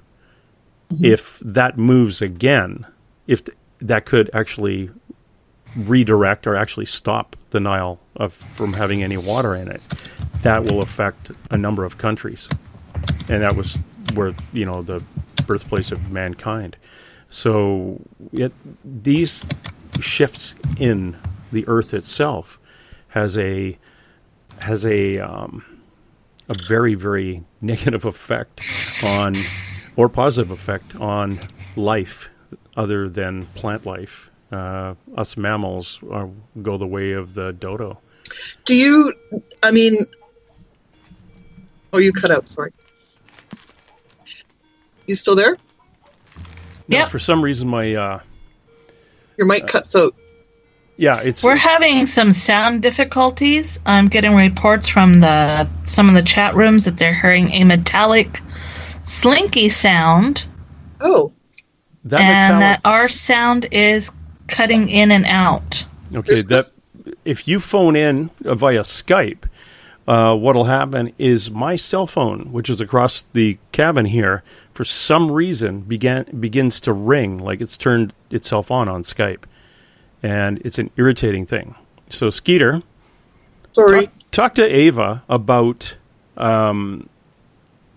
the connections with the presidents, and we were talking about, and like Ava was thinking maybe he's not human. I think he's very human. He is just being where he's supposed to be. Let's call it. I think he's human, spirit. but I think he's partly possessed is what I believe a lot of narcissists are, but well, you got to realize narcissists aren't necessarily possessed by anything more than their ego. Sometimes that's true. I do agree that, but I also have seen some that are completely, when you can look at a person and you can see right through them, there's nothing in them. I get that with some people, and I got it with my sister, who is a narcissist. And to this day, I don't even know if she was really in there or if it was just the demon that was in her. Like, honestly, I still can't figure that out.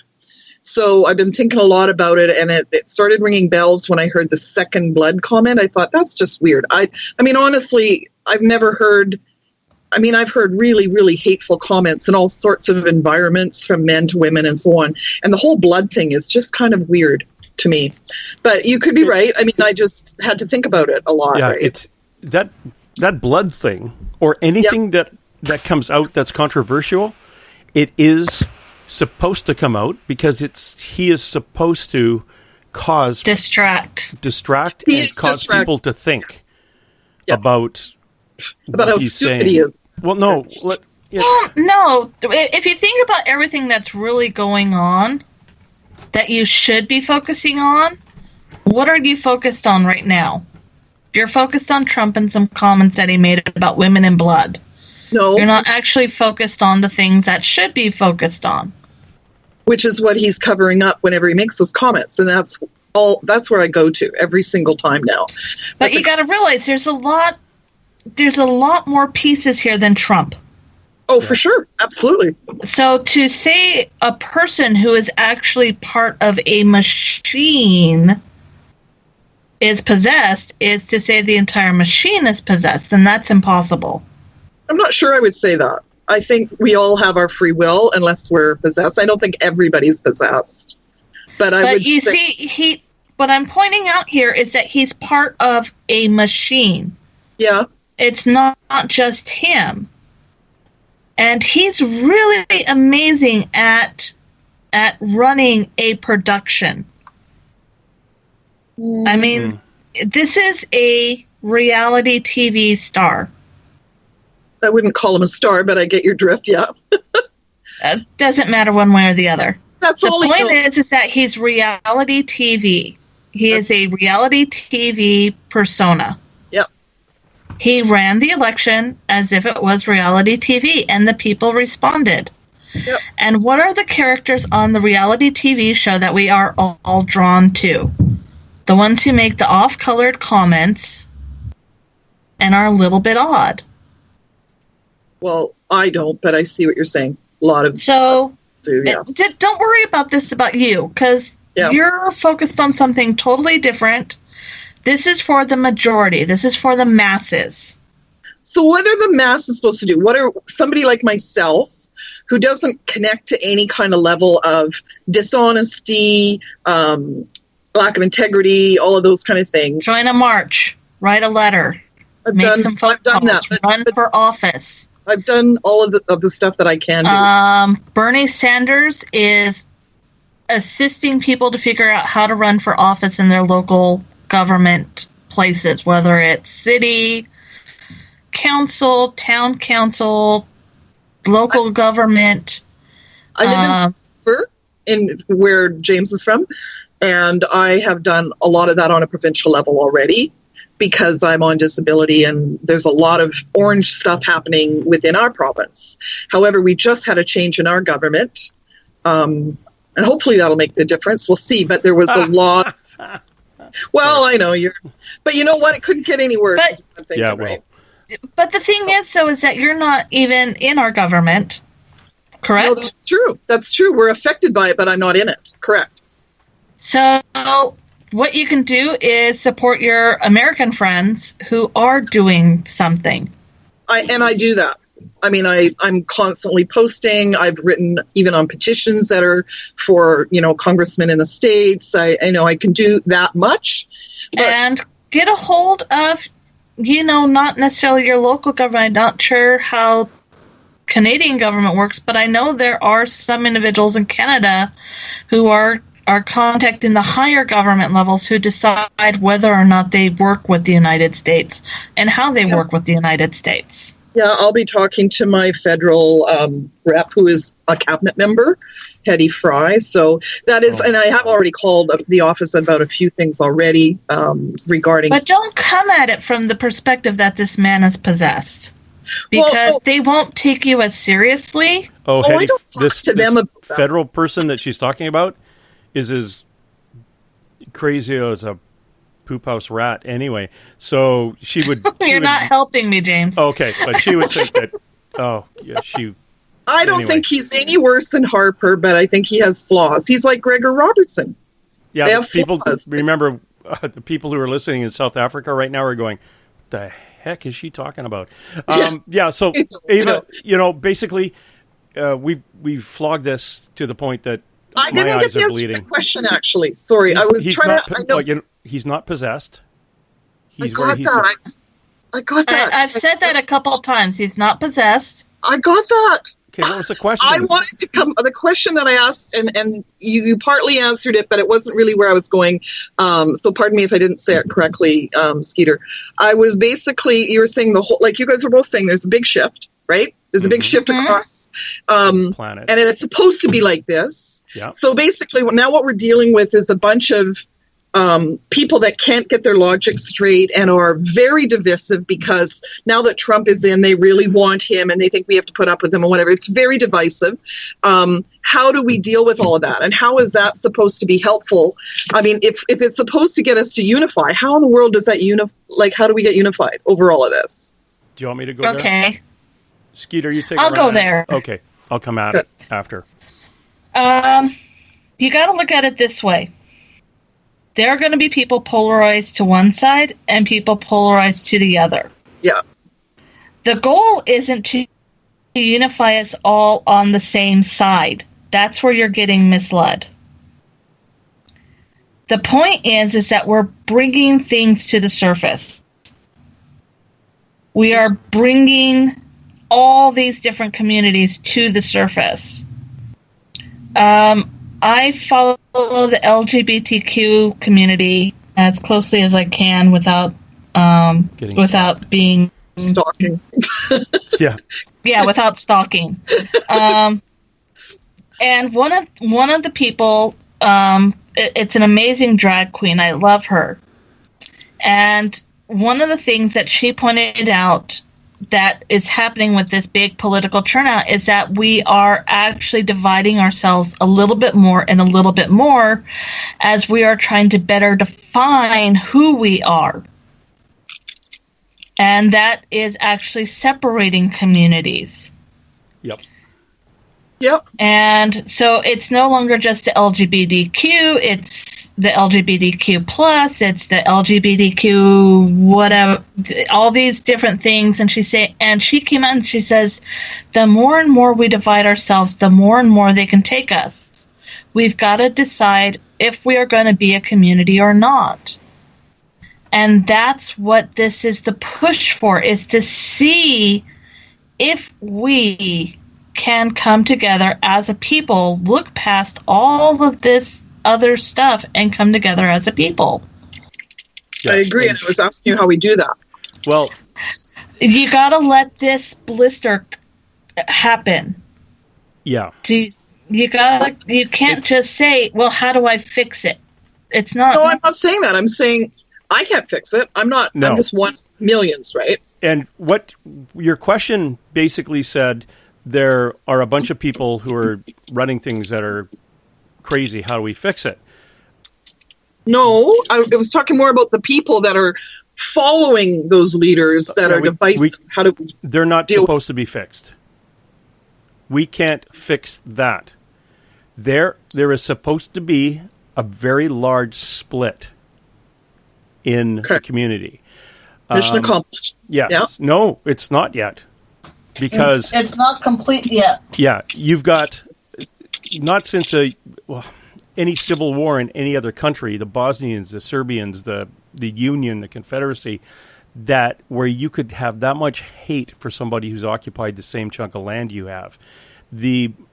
Right now you've got, and we'll use the U.S. for example because at least one of us lives there. You would have an office full of 20 people, and 10 of them voted, and they'd be best friends, going to baseball games and the whole bit and hanging out with each other and just loving it. And then all of a sudden, the next day after the election, they come in and say, "Who'd you vote for?" "Well, I voted." "Who's playing with the toy?" You're gone again. Who's playing with the toy? What toy? Not me. I don't have anything. Yeah, I want all of you. Put your hands up. I hear typewriters. You hear what? A typewriter. Yeah. Everybody just keep your hands up while I'm speaking. I want to see them. I have my hands up. Let me see your hands. Don't make me. Do you like my manicure? No. So anyway, what I'm saying is you've got people who can't believe the same person they've hung around with for 20 years could vote for that other person. What are you, nuts? And that hasn't happened. That hasn't happened. That anger, that looking at the other person who you thought was a normal person like you, voted for that other person? What are you, crazy? And it is an anger. Like, you have to be insane. How could you have done that? Well, they have to have been split. You have to have some people voting and falling into Party A or Party B, because it has to be a very close. Because if the defecation hits the rotary oscillator, we have to have a cleansing. There will be civil unrest right up the middle. There's going to be 200 million people here and 200 million people there, and they're going to be pissed and they're going to be going at each other, and we're going to have a cleansing. If we, as a group, don't get our poop together. And that is what's going to cause these are the baby steps. These are the shocking things that I believe are going to occur if we don't get together. Now, all those people you were talking about, Ava, that are, how do we, you're worried about how does one person change the minds of all of them? Stop it. No, don't. You you're wanted putting to know. No, you. I can replay this. You said that you wanted to. How do we get a group of people that could get into those other people and I change said, their how minds? do we fix this? How do we fix it? So, yeah, well, we can't. It's got. We're not supposed to fix it. That's plain and simple. To do nothing. Then is that the idea? We're supposed to find your tribe. Go out there and find your tribe. Yeah. Get your tribe good and strong, and then have that tribe make ties with another tribe. One. Yeah. And then slowly but surely allow all the tribes to come together. Right now, people are being faced with right now, Pluto is in retrograde. And one of the things Pluto does in retrograde is reveal the shadows. Right now, one of the big things of the shift is that we are seeing the shadows of our own beliefs, of other people's beliefs, of all of our political systems. And right now there's a lot of countries, if you don't focus on just the United States, there are a lot of countries who are looking at us right now going, okay, how is this going to play? Yeah. And right now they're waiting to see how it's going to play. A lot of countries are now taking a closer look at how Russia has played in their politics. Did Russia really play in the politics? Right now, they are watching the United States, which has touted itself as one of the top First Nation countries in the world for a very long time.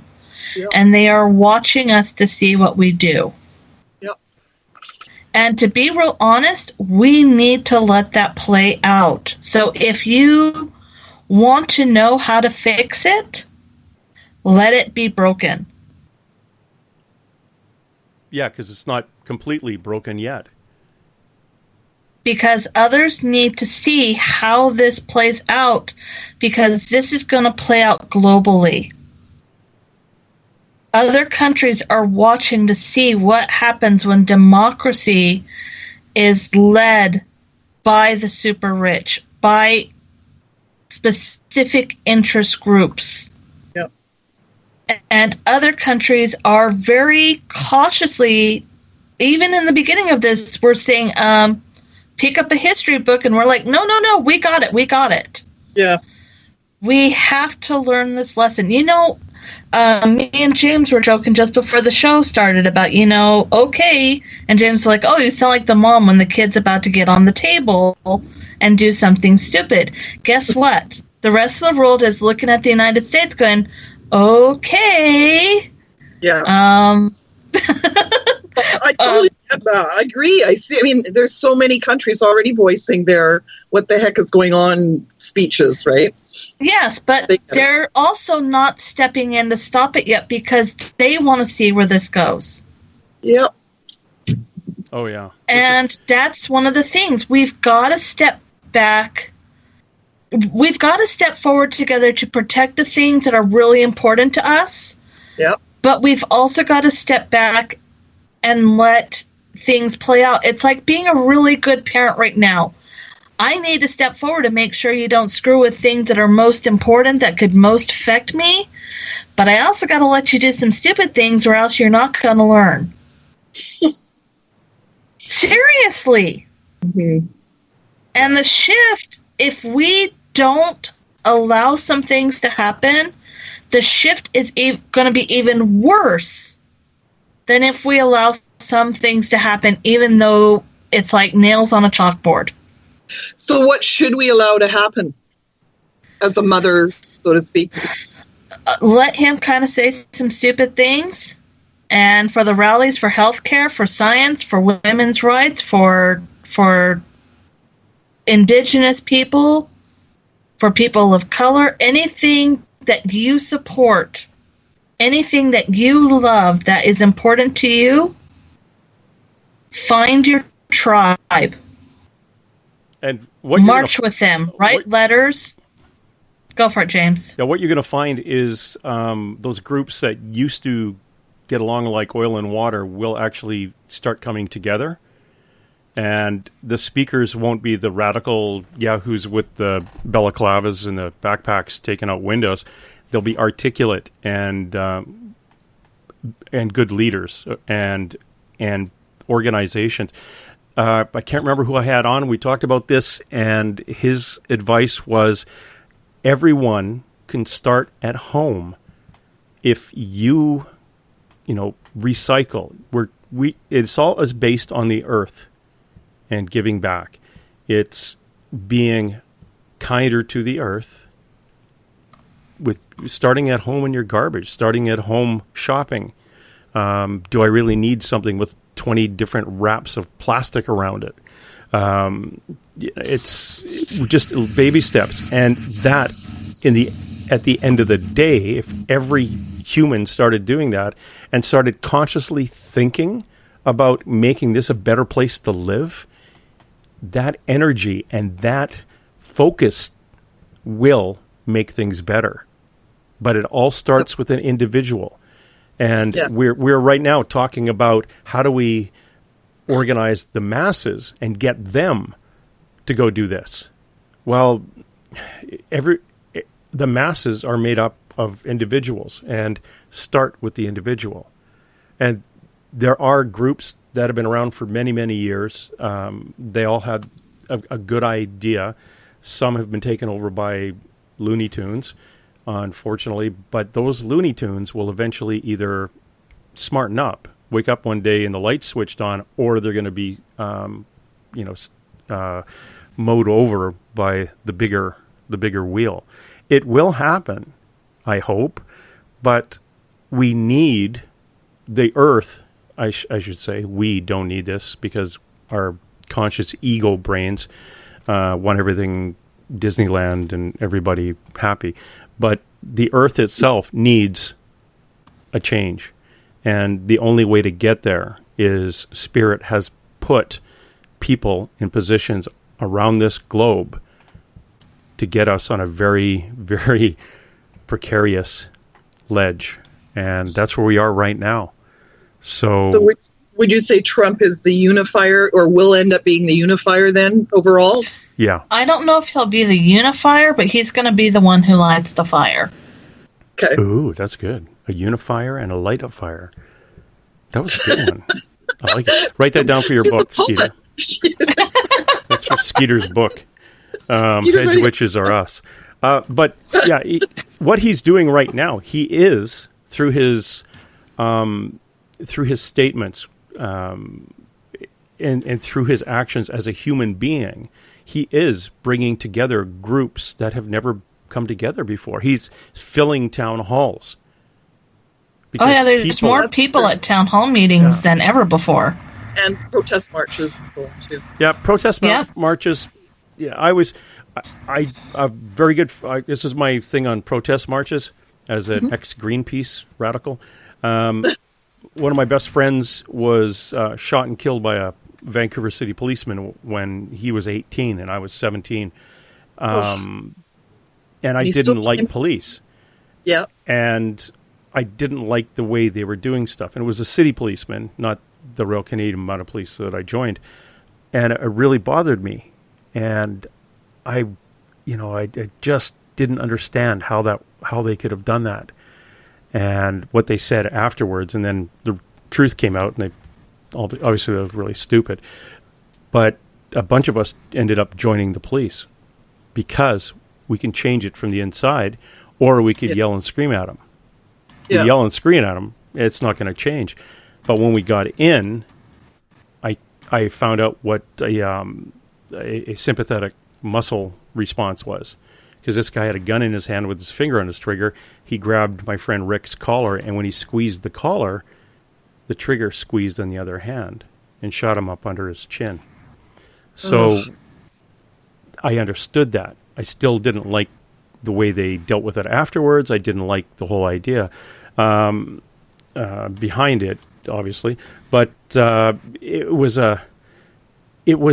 enlightening for me to get within a police community and see a number of us changing it from within. Because that was almost 30 years ago, and things have completely changed since I got in. Well, that's partly why I considered going into politics, health permitting. I don't know if that would happen, but I think about it literally 5-6 times a day. What would happen if I was premier? What would happen if I was running? I was king of the forest. But that's But that's a really neat thing that's happening here in the United States. Yeah. And there's a lot of people who have never considered doing politics who are wanting to help change things and are now petitioning and running and asking for grants and looking for the assistance to become city councilors and state councilors and county commissioners and school board members and people who have an influence on the community. And there's really neat politicians out there who are helping them do it. Yeah. There's actual communities forming, helping to change the face of what we consider to be a politician. And it's starting on a very small local level. And that's why I'm telling you to find your tribe, because that's where it's going to start, is in these smaller communities. Well, we could talk about politics the whole time, but I appreciate your input on that. I think it really does affect how the politics are working, because I've noticed even in British Columbia, it's like we're imitating what's happening in the States. And then I see that Theresa May tried to get more of a, in Britain tried to get more, and that backfired. And so it seems like people are learning from what's going on in the States, like Jim said, or James said, the French person that got in against that other crazy one. Like all of these things, people are actually kind of taking note now because they're using him as an example as to, this could happen to us. Let's really be careful. And that's encouraging. That and the fact that the protest marches are absolutely huge and the town halls are filled. And that's very encouraging to me. It's on, I honestly, some days I just don't see how people are ever going to unify. And on and on that note, I think, Ava, we're all going to take a 7-minute stretch. Deep breath, relax, smell the flowers. We'll be right back.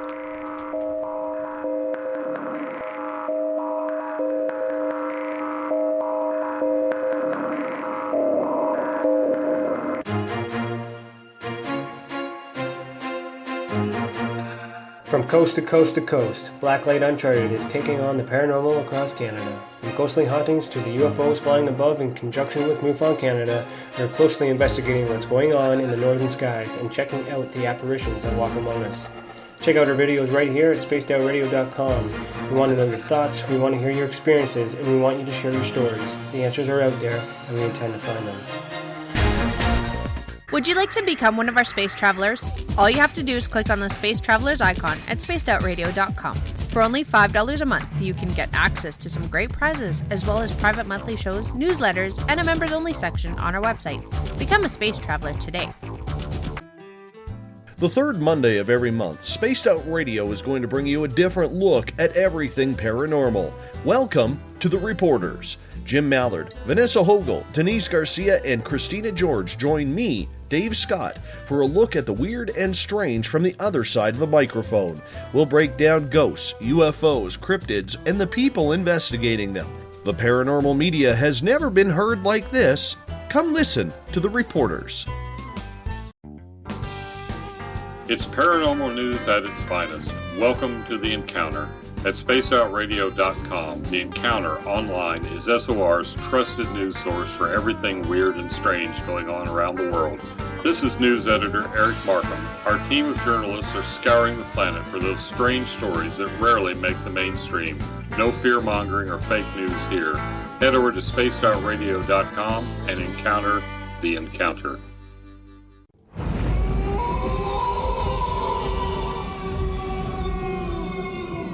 Hey, this is Canadian paranormal investigator Mike Moore.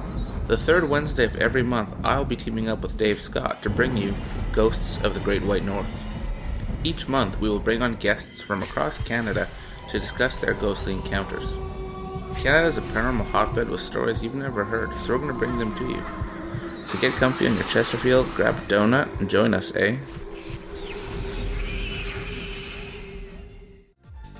Coming September 29th to October 1st, the first annual Spaced Out Radio Caribou Paracon. Hi, this is Dave Scott. The event will be held at the Spruce Hills Spa and Resort in 108 Mile Ranch, British Columbia. Come join us for an amazing weekend of speakers talking all things paranormal, UFOs, ghosts, aliens, Sasquatch, intuitiveness. Listen to great speakers like Miriam Delicato, Samantha Mowat, and the crypto guru Ronald Murphy. Get your VIP passes by going to spacedoutradio.com and clicking on the Paracon banner. Come to BC, where the paranormal is waiting for you. Have you had an experience you can't explain? Had a run-in with ghosts, maybe Bigfoot, or seen lights in the sky? Hi, I'm Mike Schmidt from the SOR Sightlines. I'm here to investigate your sighting. Head to spacedoutradio.com and fill out a report on the Sightlines. All your information is 100% confidential, and I will help you figure out what you've been seeing. File your report, and let's find out the answers together. Visit purpleplates.com today. For over 40 years, the Purple Energy Plates have been delivering amazing results for their many customers. Inspired by the great genius Nikola Tesla, the harmony, healing, and energetic effects of the plates have proven over and over to be beneficial and often miraculous to thousands of customers. With their money-back guarantee and the many benefits, how can you afford not to get one? Check their site for daily specials and choose from their many energy products. You won't be sorry. Visit them today at purpleplates.com for mind, body, and spirit, and expect a miracle. Are you interested in advertising on Spaced Out Radio? Head to our website at spacedoutradio.com and click on our advertising tab. There, you will find an assortment of ways you can get your product out there with us, from radio commercials to banners and social media. Have a product you like our hosts to endorse? We can do that too. Visit spacedoutradio.com for more details. Have you got your Cosmic Passport? If you need one, tune in to Cosmic Passport on Spaced Out Weekend. This is Elizabeth Anglin, ET experiencer, spirit medium, and host of Cosmic Passport. Each weekend I'll be bringing you interviews and support from other paranormal experiencers, and the best in intuitive spiritual guidance from across the globe. It's all happening starting at 9 p.m. Pacific Time, midnight Eastern, on spacedoutradio.com. From British Columbia to Northern California, Pacific North Weird has Cascadia covered. Check out our feature videos at spacedoutradio.com, where I, Vincent Zunza, and my super sleuth partner Alexandra Sullivan track down the weird and strange stories from around the Pacific Northwest. From Bigfoot to Mel's Hole and everything in between. This is what makes life exciting. So why report the normal when we can report the Pacific North Weird right here at spacedoutradio.com. Oh, there's only one way to rock. Loud and proud. In high definition. Radio 702 rocks. Las Vegas. Don't have time to listen to Spaced Out Radio live? Wherever you are, the car, the office, the shower, or even if you're traveling, we're right here for you. Each Spaced Out Radio show can be found on iTunes, TuneIn, and on our YouTube channel, Spaced Out Radio Show. It's the perfect way for you to catch up on our shows. For more information, just head over to our website, spacedoutradio.com, and tune in to us today.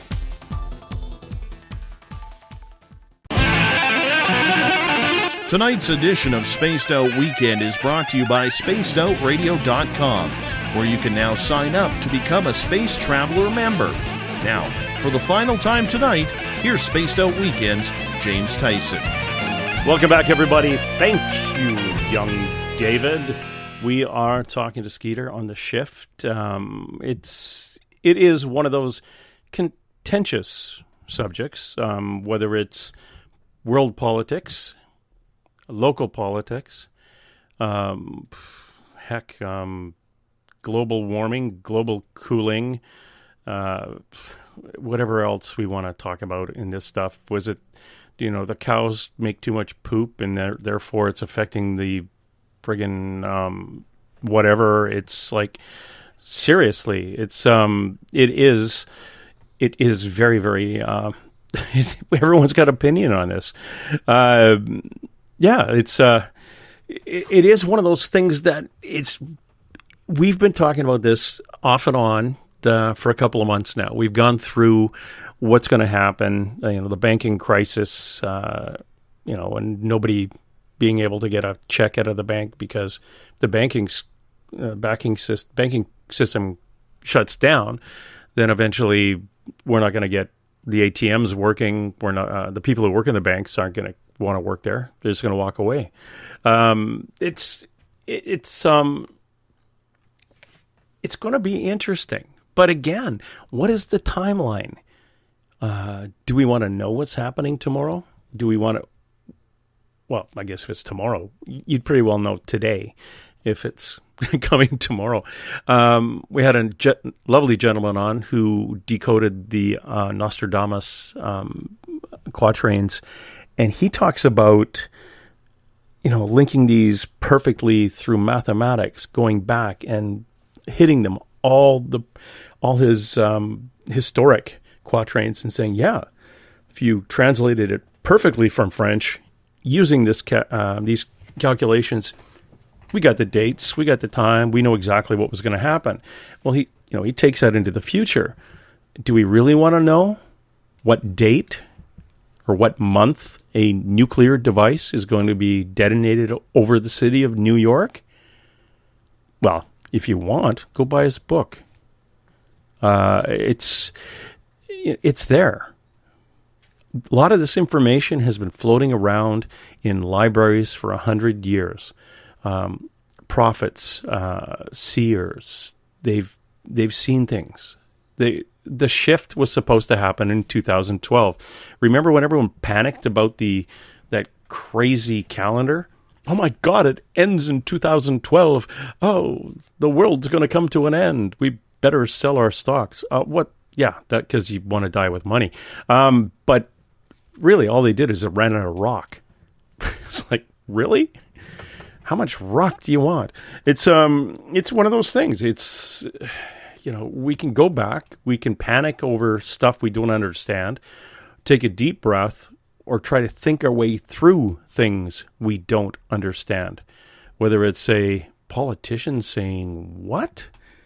Using social media to say, what? It is the weirdest things we are seeing now.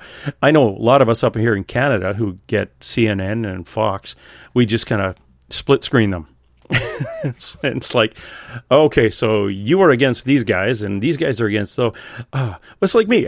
Honestly, I wrote a nice letter to, it was an email, Twitter thing, to both Hillary Clinton and Trump. And I said, are you going to make this whole pre-election debate thing a series, because it's really entertaining. And it was probably the most entertaining thing I'd seen on television. So why not have them come out every Friday night? Oh, actually, have them lead into The Walking Dead. Perfect. That would have been a really nice thing to do. But it's one of those things that we now hopefully aren't going to take for granted. So this stuff that's happening is going to have to go really through the roof. It's really going to have to escalate. The reason being is that the more brouhaha we see come from that individual, the less it's going to affect us. It's going to be like, oh yeah, just ignore him. He pressed what button?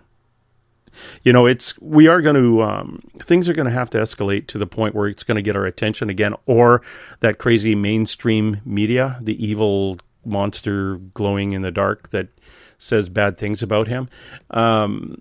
It's going to have to keep doing what it's doing. It's going to have to shine a light on the shenanigans that are around that individual and the people that have kind of the Klingons that he's brought in with him.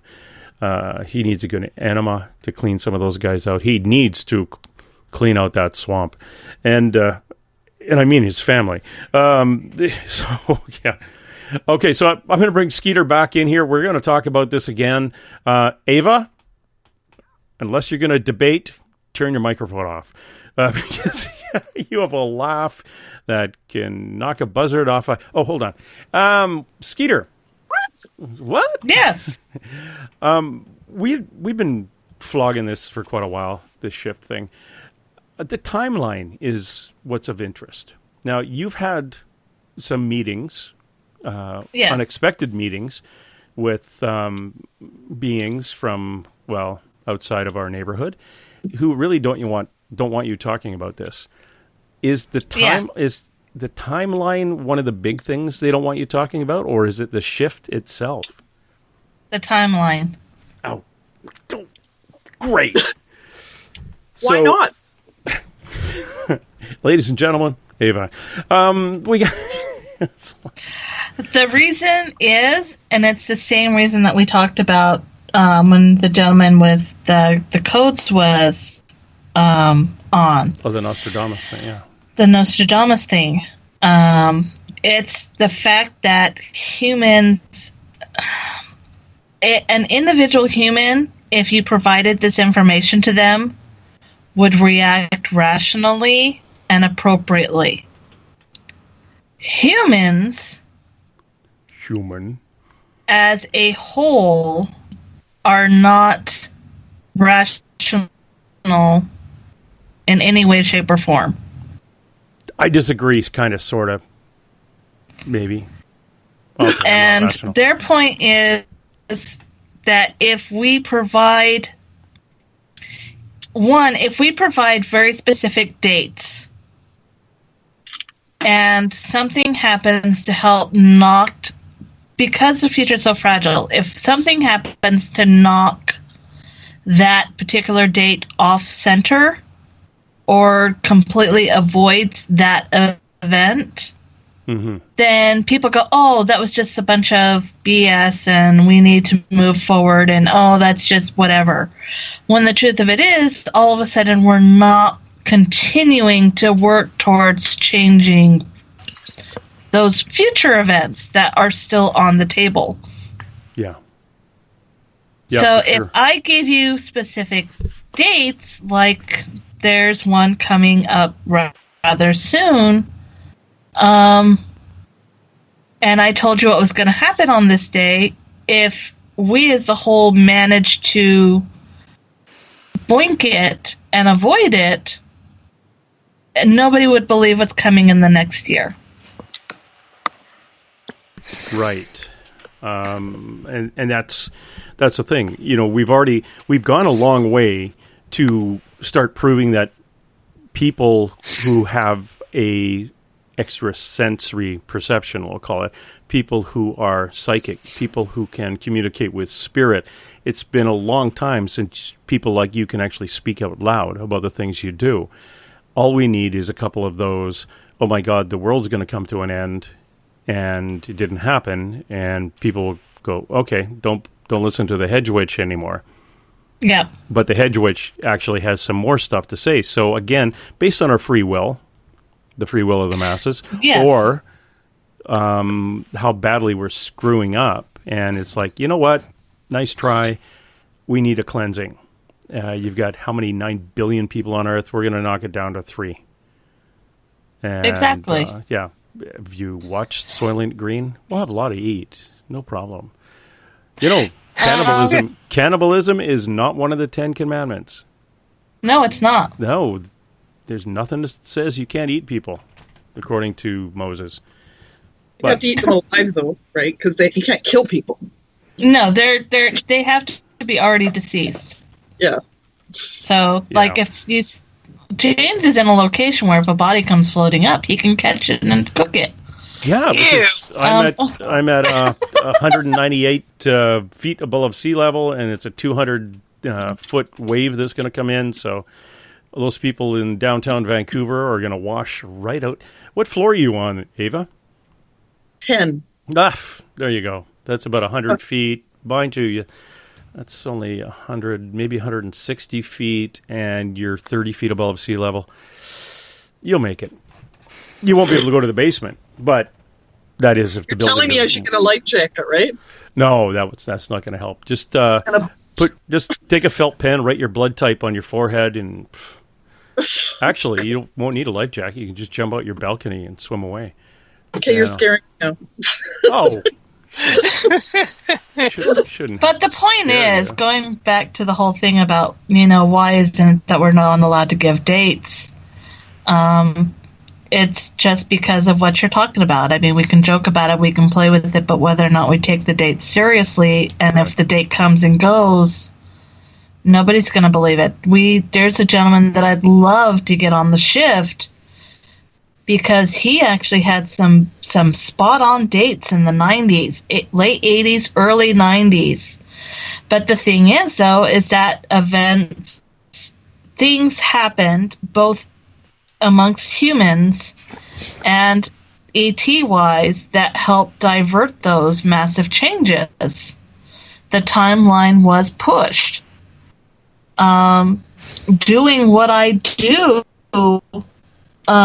when a lot of you don't know what I do for a living. It is a lot of this stuff, but I also do a thing called opening the door, where I actually go out onto the playing field, the astral field, the web itself, and I can actually see 2 to 3 future outcomes for you.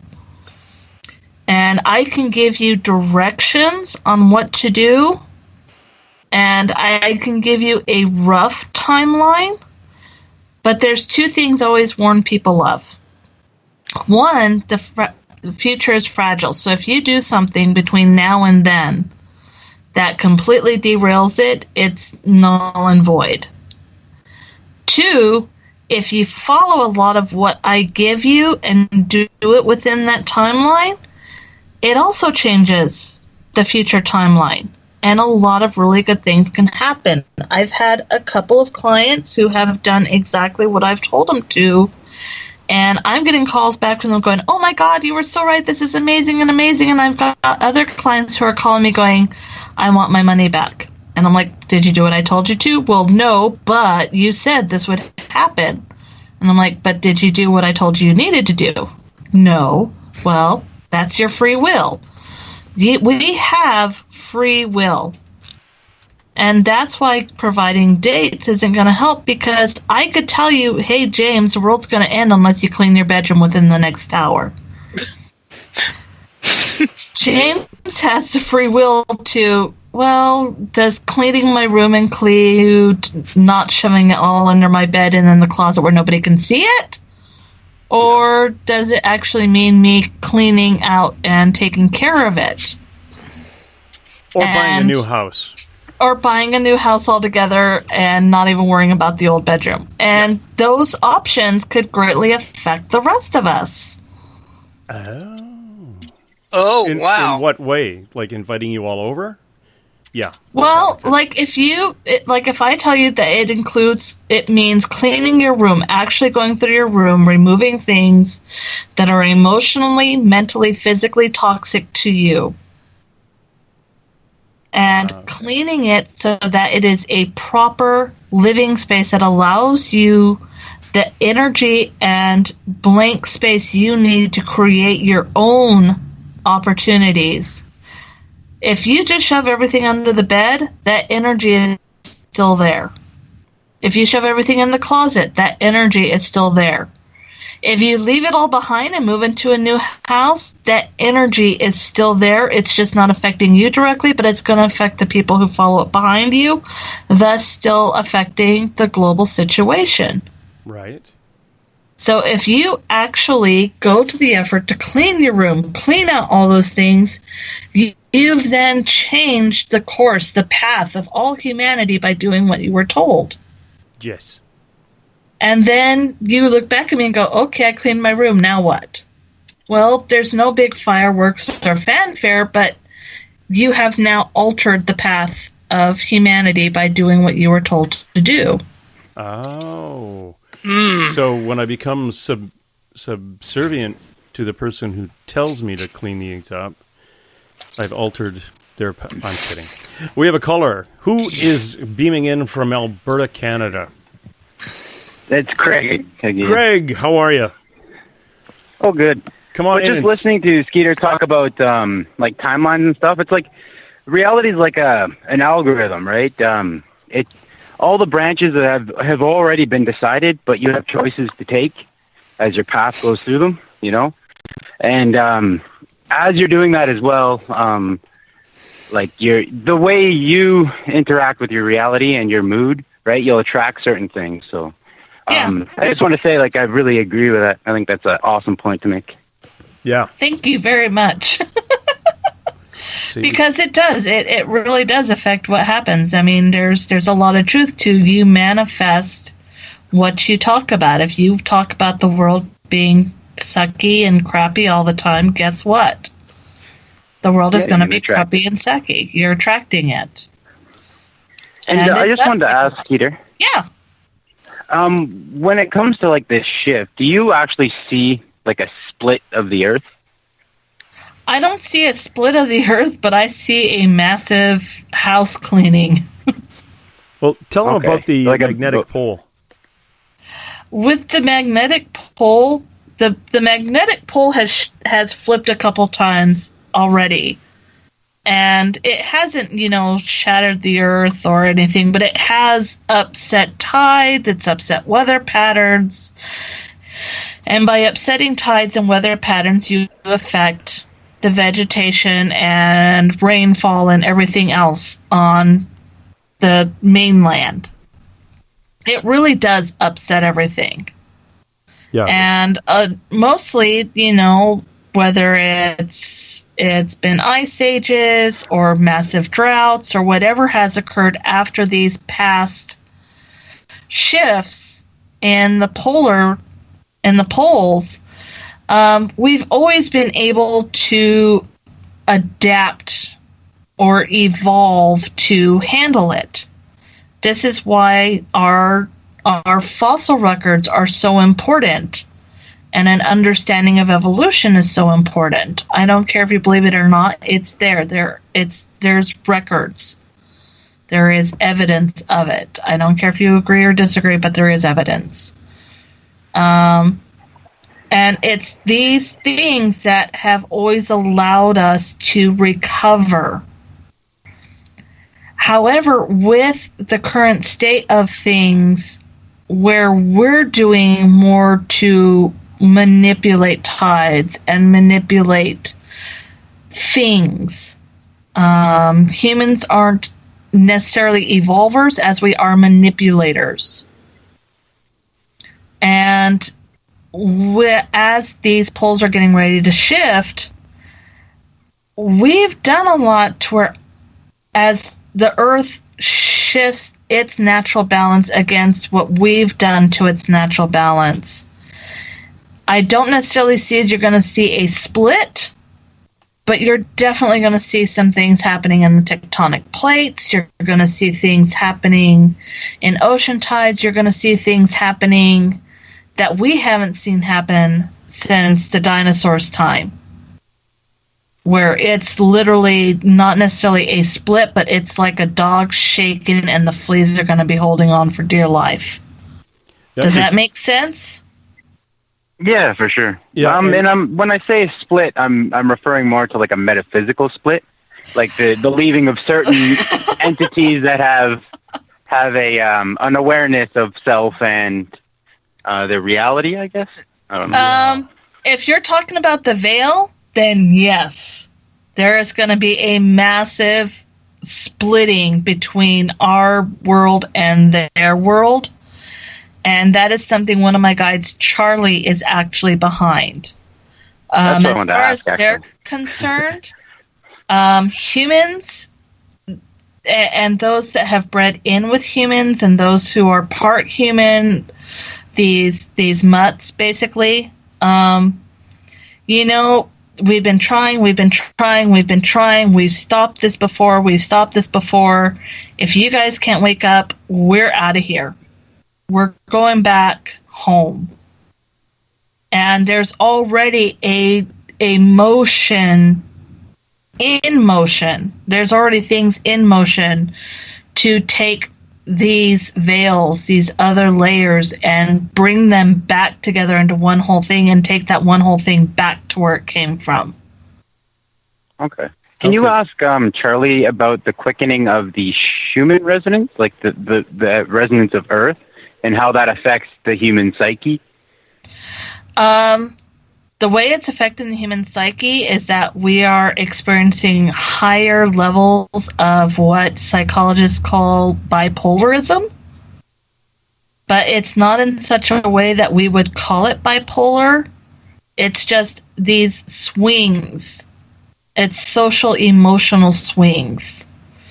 And that's something that's also playing out here in our American politics and in global politics, is that you have people who are experiencing these extreme emotional swings, and not all bipolar, but the majority of bipolars also tend to get a little territorial about their material things and emotional beliefs.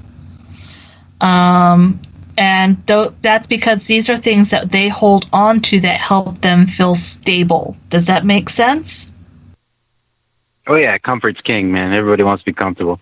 Everybody wants to be comfortable. So as these shifts, as these things are happening, we are challenging those comfort zones, which is causing people to act out aggressively in order to defend their comfort zone.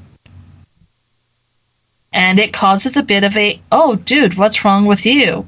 Nothing. And technically there isn't anything going on, but there is. And it's just this reflection of these energies shifting and moving around us. It's causing a lot of social, emotional changes. That's why some groups that are normally really peaceful and very kumbaya are suddenly coming out going, dude, I'm done taking the chill pill. You got to take it now or else. And other groups who are normally really radical are even more so now. It's like an amping up. Everybody's getting way too much caffeine lately. I blame Starbucks, whom I love greatly, but Fool. But there's a lot going on there, and it doesn't help that we've got more ET activity, we've got more of the veil activity, we've got more of this coming in going, okay, how is this going to play out? And the Earth has always been a playing field for all of these, and I know why, and I appreciate why it is. But the fact that here we are in this extremely pivotal point, and many of us who are listening to and James made this point the time before on the shift. Well, it's not in my backyard, and it's not going to happen while I'm alive, so why should I give a rat's patootie? Technically, it is happening now. It is affecting you. It's just that you're so caught in the fog of it all, you can't see it. Does that make sense? Oh, absolutely. Everybody's using 10% of the brains. Yeah. They don't even realize it. And they get mad when you challenge it, Exactly. Yeah, uncomfortable. When I look at it, and for those people out there who don't understand what we mean by a magnetic pole shift, it's not like the Earth itself turns. It's the where magnetic north is located. And this has actually happened. A really good example of this is if you live in North America, hurricanes on the eastern coast actually start in the Sahara Desert in Africa and move across the Atlantic. Where they start in Africa used to be all green rivers, lakes, and wonderful, and people lived there. Just like they lived in Babylon with hanging gardens. That's all desert now. There was a polar shift, and I mean a magnetic pole shift, that basically turned that into a desert wasteland. Weather had changed. And when the weather systems change, it'll bring heat to areas that haven't had that type of heat before.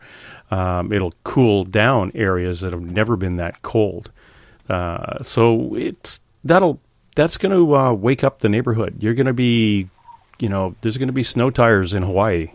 Who knows? It's if Hawaii still exists, Hawaii could be literally another 500 feet to 1,000 feet higher than it is now, or completely underwater. So we'll see. And again, just because I may not be alive, my kids are going to be alive, their grandkids may be alive, and if I can teach through example patience, forgiveness, and affection for this planet I live on to my children, and they teach that to their children, at least they're baby steps as they go out. Cricket. Cricket. Cricket. What do you think about, coming in September? I got a feeling that there's going to be some sort of government ploy for control, church, state, everything together to try and sway the people. But I'm not too sure on that. I was just wondering what you might think about September. I wouldn't say December, but I'd say look more December time. December? December. When Jesus has his birthday? I wouldn't... Well, actually, his birthday is September, so... Yeah, I know. But, and it's not necessarily a ploy, as it's more of a boomerang rubber band snapback. Well, didn't you kind of advise when one of the first few episodes of The Shift, one of your guides came through and said, just be careful on organized religion, the main organized religions. Yes. And it was more understanding a little more of the spiritual side as opposed to the hard and fast rules that in organized religion is always, stuck to or preached. It's going to go back to the old way, the pre. What was that thing? Well, we're pre-institutionalized religion. Yeah. And you're actually already seeing a rise in the older religions. And this is before they became, and I'm going to use this word only because it's the only human word that I can draw to mind right now. And I apologize if I offend anyone, but it's the only word I can think of, and it's before they became cultish. Yeah. There are some amazing religions out there. In fact, all religions, if you look at their base, and I'm talking about before everybody started editing and reinterpreting and retranslating and, adding in their 2 cents and all that. Before you went anywhere with any of that, if you look at the raw basics of every single religion, it's the golden rule. Treat others as you would wish for them to treat you. Help each other. Look after each other. The problem is that we discovered that by saying, this God says that unless you spin in a circle 5 times and sacrifice a goat and get drunk and do the hokey pokey, there will be a famine. And so everybody did exactly what they said. And that's when people started realizing that they could use religion to control people. And you know what? I don't care what religion it is. Every religion has an offshoot where controlling their congregation is more important than teaching the heart and soul of that religion. And the heart and soul of every religion, the Dalai Lama has said it, many have said it. Love, caring for each other, looking out for each other, making sure we all have the basic needs that we need to be successful. And successful isn't a penthouse or a 5-bedroom, 3-car garage. Successful is I have food, I'm healthy, I can get up every day, I have a place to go and a way to take care of my family. There's a roof over our head, there's clean sheets on the bed. I have the things I need to be comfortable and happy and healthy. And that's what it's all about. But we've forgotten that. And, this is why we need to be very careful of organized religion, because there's a lot of people using religion to make other people sound bad. And it's not just one religion. There's many religions using their beliefs against each other to make other groups, other political systems, other whatevers look bad. This group is bad because of X, Y, Z. This group of people is bad because of X, Y, Z. And this momentum is picking up in politics. Politics and religion have always gone hand in hand. I don't care how often you say there should be a break between religion and politics. They are bedmates. But it's a swing in whether it's all politics or all religion, and we are going into a period where it's all religion. And unfortunately, it is these extremities that want to use religion to divide us rather than unite us. Well, yeah, it's a scapegoat, right? And people need to start, we're so lost in ego, we don't even know what ego is anymore. You know what I mean? Oh, yeah. and you see like a religious head go and help somebody. Oh, we're helping the starving children in Africa. Yeah, but you have a camera in your face, you know? Like, what is your reason behind helping them?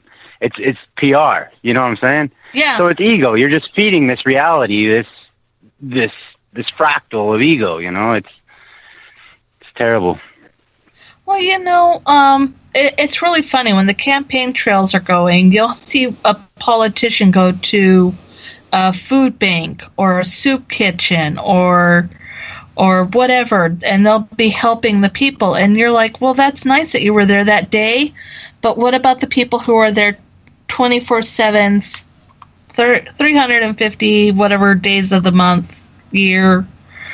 It's, you know, there's people who do that, who have given up their lives to do that because they want to help others.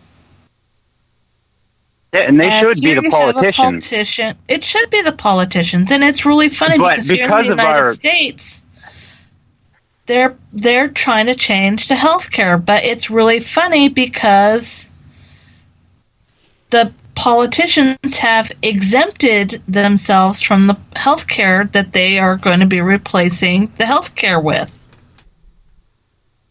And we support these systems just by living sorry.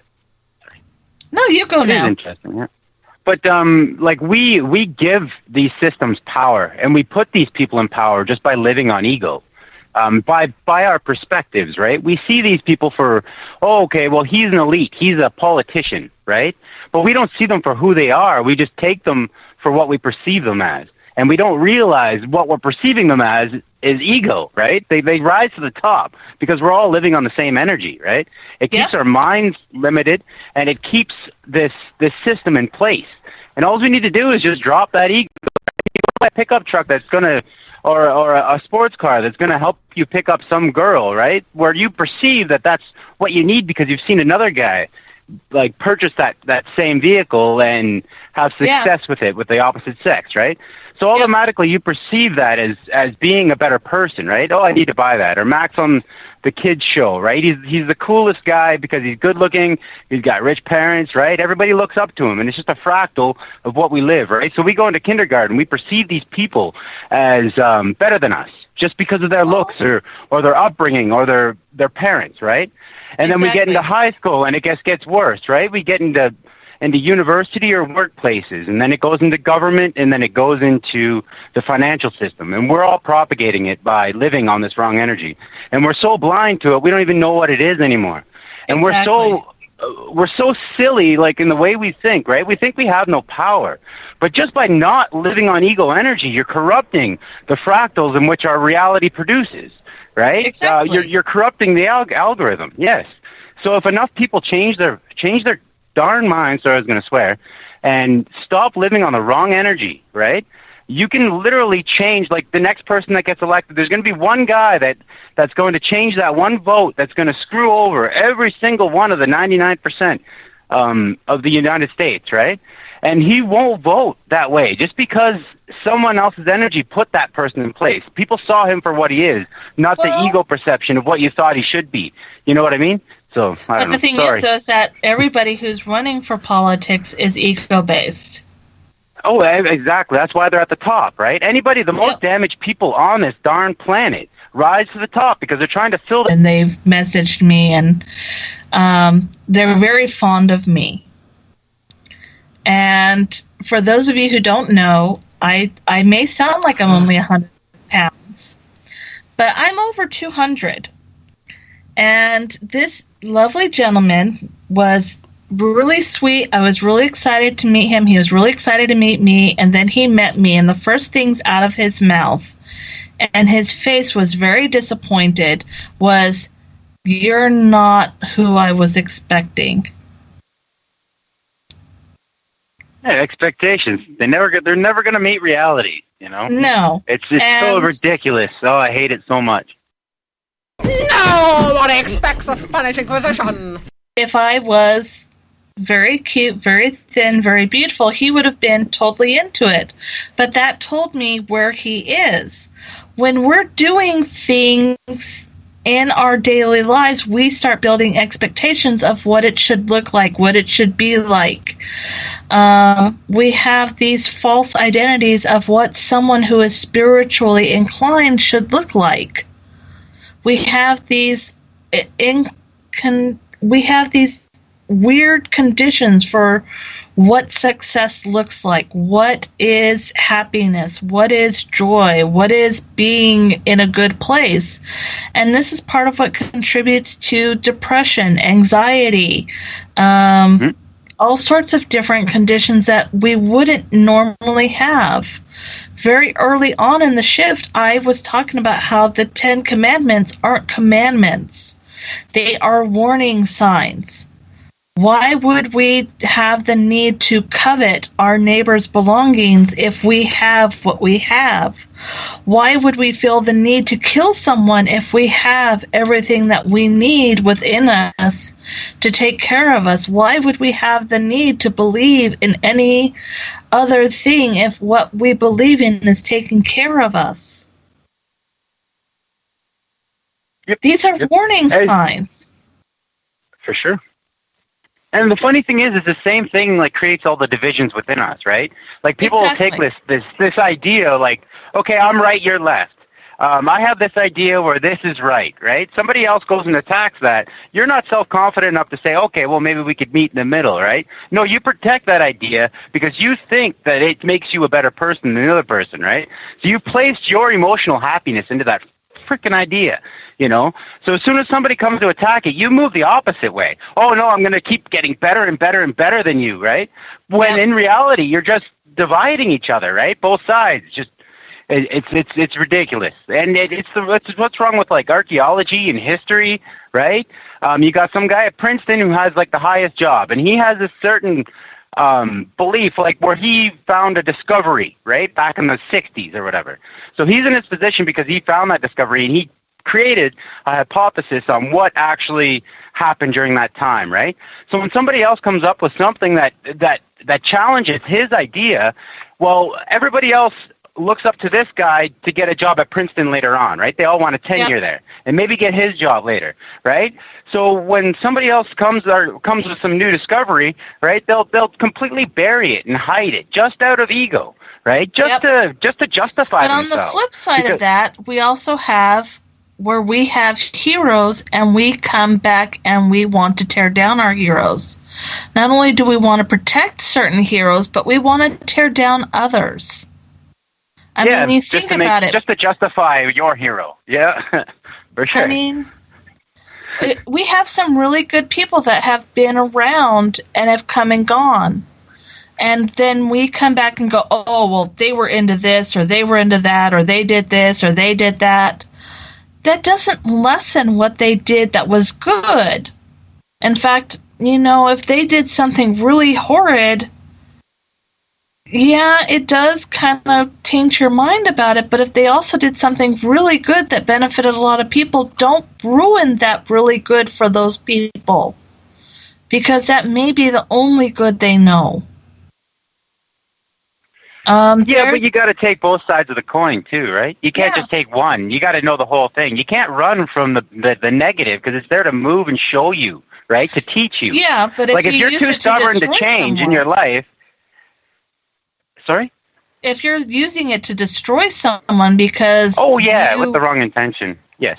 I mean, don't get me wrong, there are some individuals that, you need to see what's behind the mask so that you can see that maybe their intentions weren't that good.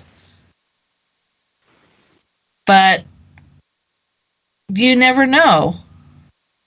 But you can't run from the truth at the same time, right? No. If it's true, it's true. But you can't blow it up to make it something it's not either, which is what happens, right? Exactly. Yeah. People hear something bad and run with it. But then again, you never know. But that's the problem. We have such a love-hate relationship with heroes and people who do good or people who have found amazing things. We have this love-hate relationship with them, and it's part jealousy, it's part ego, it's, sometimes we have to don't get me wrong, there there are some people who toot their own horns and they say they're saints and they're wonderful, and we do need to tear them down because they're not saints. But there's other people who are doing amazing things, and we demonize them. Mm-hmm. I mean, that pendulum it doesn't even swing back and forth. It's just a crazy, spinning, dangerous thing because you never know, am I tearing this person down because it's going to benefit people, or am I tearing this person down because I'm just spiteful? Yeah, intention's everything, definitely. And like that goes back to like that situation you had with that gentleman, right? That guy is never going to find a happy relationship. He's never going to be happy in his life. He's so misguided, right? So at least you can see that, right? So once you can perceive ego for what it is, like everything just bleeds away. You can see through people and why they are the way they are, right?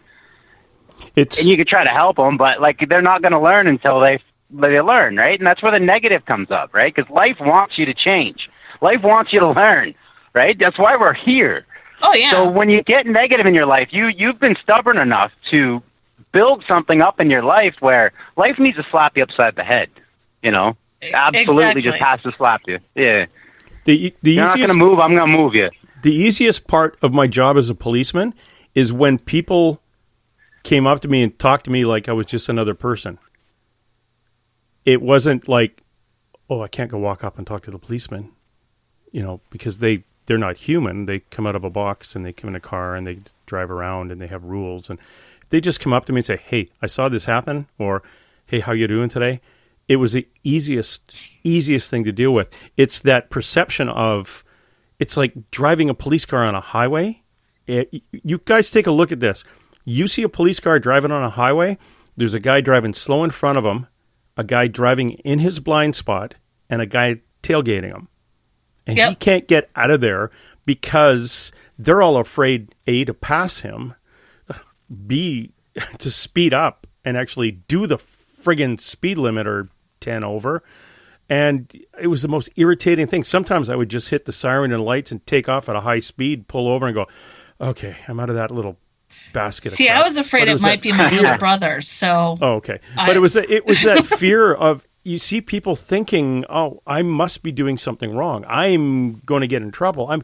No, just go about your day. Don't be afraid of what society has told us are people in authority, unless you're running from the bank you just robbed.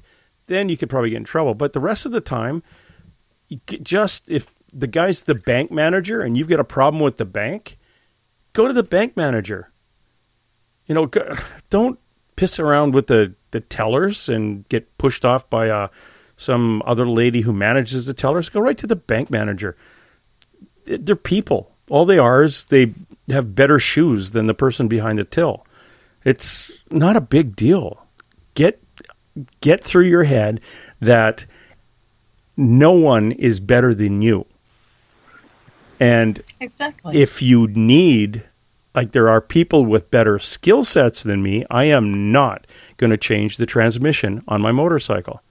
There are people with better skill sets. Attach in your life, bring people in who have the skill sets to help you. And there again, your skill sets are available for them. It's not, this guy's better than me, this guy's lower than me, this guy's higher, this guy's lower, whatever. We're all exactly the same. We have different skill sets because we went in different directions as teens, as a teenager. One guy went into automotive repair, one guy went into truck driving, one guy went into flying. You know, we all have different skill sets. We're no better than anyone else. You have a better skill set. I'm not going to sit and try to fly the plane because that wouldn't be good. Unless I know people with the skill sets in firefighting and first aid and gravity. But honestly, we've got to get through. My dad was great for this. He would go to the police station to make a complaint. There'd be a lineup at the front counter, and there'd be a door to the right of the front counter in the detachment area that I grew up in. And that door said, no public access, police only. Well, that's where my dad would go because he wanted to talk to a policeman. And honestly, my dad was of great belief that signs aren't for him. If he wanted to talk to somebody behind the door and it's unlocked, he'll go behind the door because nobody was better than him. They had a different skill set. So he would walk in, sit down, and I remember him coming home once. He goes, yeah, it was like Barney Miller, all these guys at a desk. So I pulled up a chair, sat down with the guy, and he took my complaint, and I walked out the door, and those people were still in line. So remember, we're all the same. We are all the same. I didn't expect a kind of Spanish Inquisition. No one expects a Spanish Inquisition. Yeah, it's crazy, and nobody in religious and organized religion expects a Spanish Inquisition. This was a good one, Skeeter. I think we got Craig pretty well twisted right up. He'll be up for another 5 or 6 hours. And are you working tonight? Yeah, you bet. I'm on the clock. Yeah. Not as bad as last week. I think, what is there, 160 hours in the week? I worked probably 168. Yeah, no kidding. What time are you supposed to be off today? Tomorrow? I don't know. I guess the 4th. The 4th. I'm going to go home. Going home at 4. It's one of those jobs you take your watch, stick it in your pocket, and don't look at it until you got all your work done. I'm not good with time anyways, or days of the week, so I fit right in. Oh, man. I used to shovel grain when I was a kid, 12-hour shifts, and I just started shoveling grain until all of a sudden the next shift guy would come on and say, okay, time to go. If I looked at my clock, it would just drive me insane. That 12 hours either seemed like it was 27 hours or 40 hours, but if I didn't look at a clock, it just went pretty quick. Stupid thing. All right. Skeeter, how are you tonight? Tired. It's been a long week, but I'm good. You are good. I need to get a hold of you for a few things. We still have a couple of houses to move some spirits out of. I've got to talk to you about some stuff coming up in the summer, a Paracon or 2 or 3 or 4, and see how you're doing and what's going to fit in. And where, if somebody was going to get a hold of you down in Tacoma, Washington, how would they do that? You could come directly to the shop I'm at, which is Magical Garden. They're in Tacoma, Washington. Or you can get a hold of me through my website, bluemoonweaver.com. I am this upcoming full moon. We are having a full moon seance. I don't have any events coming up anytime soon other than that. But come September, October, I will be everywhere at once. I don't know what happened, but I booked way everywhere. I will be discovering if we can clone me. You're coming up to we're putting the boo back in the caribou up to the caribou Paracon? Yes, I will be there. Are you going to Concrete? I will be in Concrete, Washington for that event. Are you going to Kennewick, Washington for the International Bigfoot Conference? I am trying to get that set up, and I will also be at Port Gamble for the Port Gamble Ghost Conference. Oh, when is that? Because that's the one I promised I would be going to, but I keep forgetting to write it down. That's October, isn't it? That's October, if I remember correctly. Yeah. Because I have the Port Gamble one, I have Hecate Circle, I have, I have like 5 events, and I think there's only 4 weekends, so I'm trying to figure out what happened there. Well, if you get really, really lucky, maybe the world will come to an end and you can relax. Oh, that would be nice. No. That would be nice. Yes. Yeah. No, that's what Craig's thinking. Oh man, if I have to stay up late again. There's an eclipse coming up, isn't there, this month? There is. And I have been told it's going to be amazing for me and a lot of good changes. So very cool. And the Port Gamble one is in October. It starts October 27th. October 27th? Yes. Maybe I should go. And you can all go check that out at portgamble.com/ghost-conference-2017. Excellent. And I will be teaching a class at that one. I'm hoping maybe to teach 2, but I'm definitely teaching 1. Perfect. Where you got the music playing behind you. I want to thank everybody for calling in. I want to thank John, and I'd like to thank Craig. He's too wound up. He's going to be up for days now. I'm always wound up. Yeah. Tomorrow night, come back for Dave. Until then, keep an open mind. All right, that's it. Let's roll. And hey! Let's be careful out there. Far over the snow, what are those voices? They sing as they go. What are those voices? Look up for the mountain.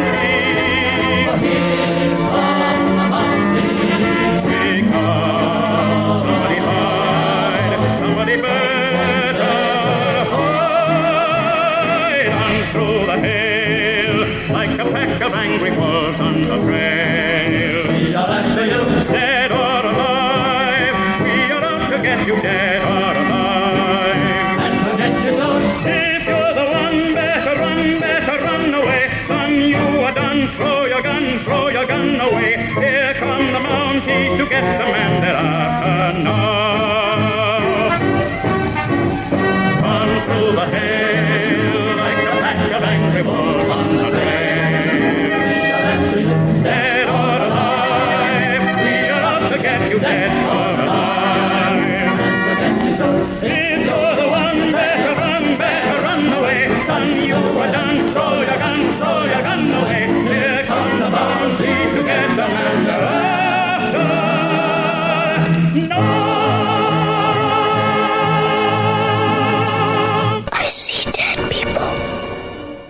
I'm sorry, Dave. I'm afraid I can't do that. Dave's not here!